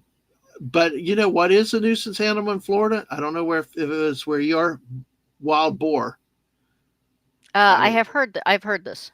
yeah, because the boars use their tusk and all, and they tear up the ground. I got pictures of it where my brother-in-law and his twin brother, they were out showing me how the boars end up, they tear up farmland and everything, so you can't grow, and so it's pretty much open season on wild boar because of they destroy the land and the property. They go through crops, and they are We have nuisance. we have been watching somewhat nervously because there are wild boar down there that are pretty destructive, but there are also feral pigs in Canada, and they are quite vicious, and they can't go too far south because it gets too warm, and your pigs can't come too far north, Right. except that now that the temperatures are changing, they're beginning to meet in the middle and crossbreed. Wow. Uh, and they are making these gigantic, incredibly violent, ugly-tempered They're big. Yeah. They're big. crosses Yeah. crosses that are incredibly destructive and not afraid of anyone. Nope. No, they're not. I mean, they trust her. I mean, we've seen the video of them on the cameras, just the cameras to the tree near the traps, and I mean, the huge suckers just walking through there like crazy. So, oh my I might gosh. I might have to start eating pork again if they get too prevalent around here. There you go. Especially if they start tearing up your property and your fences and everything else. Well, we're going to wrap up with the eclectic goat. I keep wanting to always call you the electric goat, It, but you know what? it happens all the time. But you are so electric. We've gone off 3.5 hours. Wow. And it's been amazing. Well, people call me Five dead man half the time. 5 o'clock is going to come real early. I know. I'm sorry. I have this habit. I get to start talking with people. They talk, and then next thing you know, it's 6 hours later. And I mean, I've talked to people when sunrise comes up where they are, or sunrise comes up where I am, and it just when you have fun, you're losing track of time. I will save one thing for you next week. Usually each week I go through the chilling with a bunch of questions about some personal interest items. We will hold that for next week. I mean, Um, we talked about role playing. Doesn't that count? yeah, that counts. But a little more about you. We didn't even get to the whiskey talk. But folks, please, Mrs. or one of my mods, if you can get Eclectic Goat's link out there, I will let you tell everybody a little bit more about you in case, and what you got coming up. Not a whole lot coming up. I am the Eclectic Goat. I am on YouTube, Discord, and Twitter under the same name. In the real world, I write about goats and other farm-related or food-related things. I also edit um, scripts, newsletters, novels, and most recently, I have taken to doing some role-playing games, which has been an awful lot of fun, as well as helping to pay the bills. Um, I recently finished one for the Real Life Fake Wizard, who some of you might be familiar with. He wrote a role playing game called Pretend, which hopefully is going to be ready for publication in June. And I am working on a couple others. If anyone is familiar with the channel Barlow Keep, he is writing a game called Redmark, which is pretty much a straight horror, like futuristic horror game. So I'm starting some work for him on that, and I may be doing some work with Postmortem Studios, which is kind of they've been around for a while. They do a lot of kind of almost parody games, so kind of like a lot of lighter, funny stuff. So yes, that's all been fun. And my Discord server is called the Eclectic Herd. Anyone who is on the Slice and Dice show talking about role-playing games tends to get an invite so that if you have questions for them, whether it's about their game or about how to get published or writing, or you're an artist and you want to do art for their role-playing game, it's kind of a way for people to connect. So other than that, not doing a whole lot. Other than the Slice and Dice on the channel, I am working on a video on the history of zombie movies right now. Oh, that sounds like fun. And I have a couple of book reviews that I am hoping to get out by the end of this month. So, All right. Well, that sounds like a lot. That sounds like fun. The history of zombie movies. And we're going to talk more to the Eclectic Goat next Thursday, also at 7 p.m. Come as we talk about writing and reading and our editing, that type of stuff. We'll find out more about it. I'm going to ask next week about this avatar and how this came to be and much, much more. But Legatus, go out there, subscribe to the Eclectic Goat, and congratulations for getting over 500. You know, Thank you. Now if I you could got just get my watch hours up, that'd be great. Yeah, see, we Mrs. and I never had a problem with the watch hours. We have no life, so we just well, I guess I have no life. It was like I was always streaming all time of day, and it's like get the 500, but yeah, but it's all good. But thank you again for tonight. Thank The you for problem your is time. that an awful lot of my stuff, I do a lot of different things, but they all tend to be kind of niche things. Um, and so, Hmm. encouraging people who like those niches is not algorithms are, more like a scatter shot. Yeah, They're shotgun blasts. They don't point and click I, carefully. So I I get my joy for just having fun. yeah, I forget the algorithm, everything else.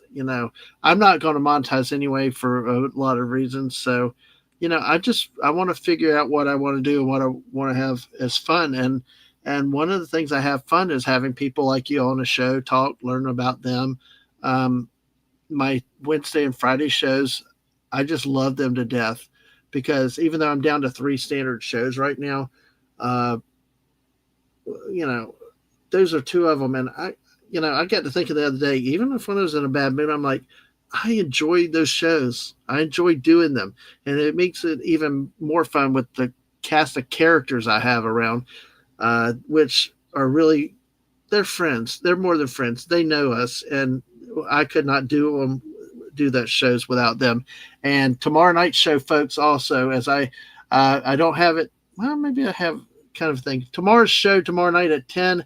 Please join us for that. It's going to be a special. It's going to be a very special look at the gang we got assembled on Wednesday and Friday nights, and I hope y'all can make it for that because I'm going to embarrass some people.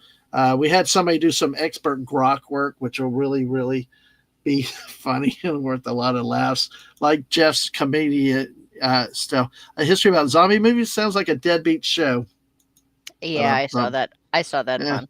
yeah. There, it's bad. So again, next Thursday, May 22nd, 7 p.m. with the Eclectic Goat. Join us for that. And like I said, join us tomorrow night for uh, Late Night with Dad Man, from fruitcakes to porta potties. Yes, exactly. That's what we call them. But you never know what we do. And the missus put my stop and go here, my picture on the porta potty. So that's Wednesday and Friday nights for that. Also, chill chats or something, or when I go live to play a game or just want to talk. Fortnite Fun with Dad Man and Friends happens also randomly when we just go live for Fortnite. Monday nights at 7 p.m. I'm duos with Jess playing Fortnite. So that also live streams and VODs on youtube.com, twitch.tv, and X, Dadman Walking 55, all three the same. So, folks, would love to see you again tomorrow night at 10 p.m. Eastern. But also check out the Misses in the morning at 10 a.m. Eastern. Make sure you go over there, support her, get your daily dose of positivity, and start your day off right with her. And on that note, thank you again, Eclectic Goat. Thank you for Great to having have me. you. And we will see you all next time. Bye, everybody. Happy headbutting.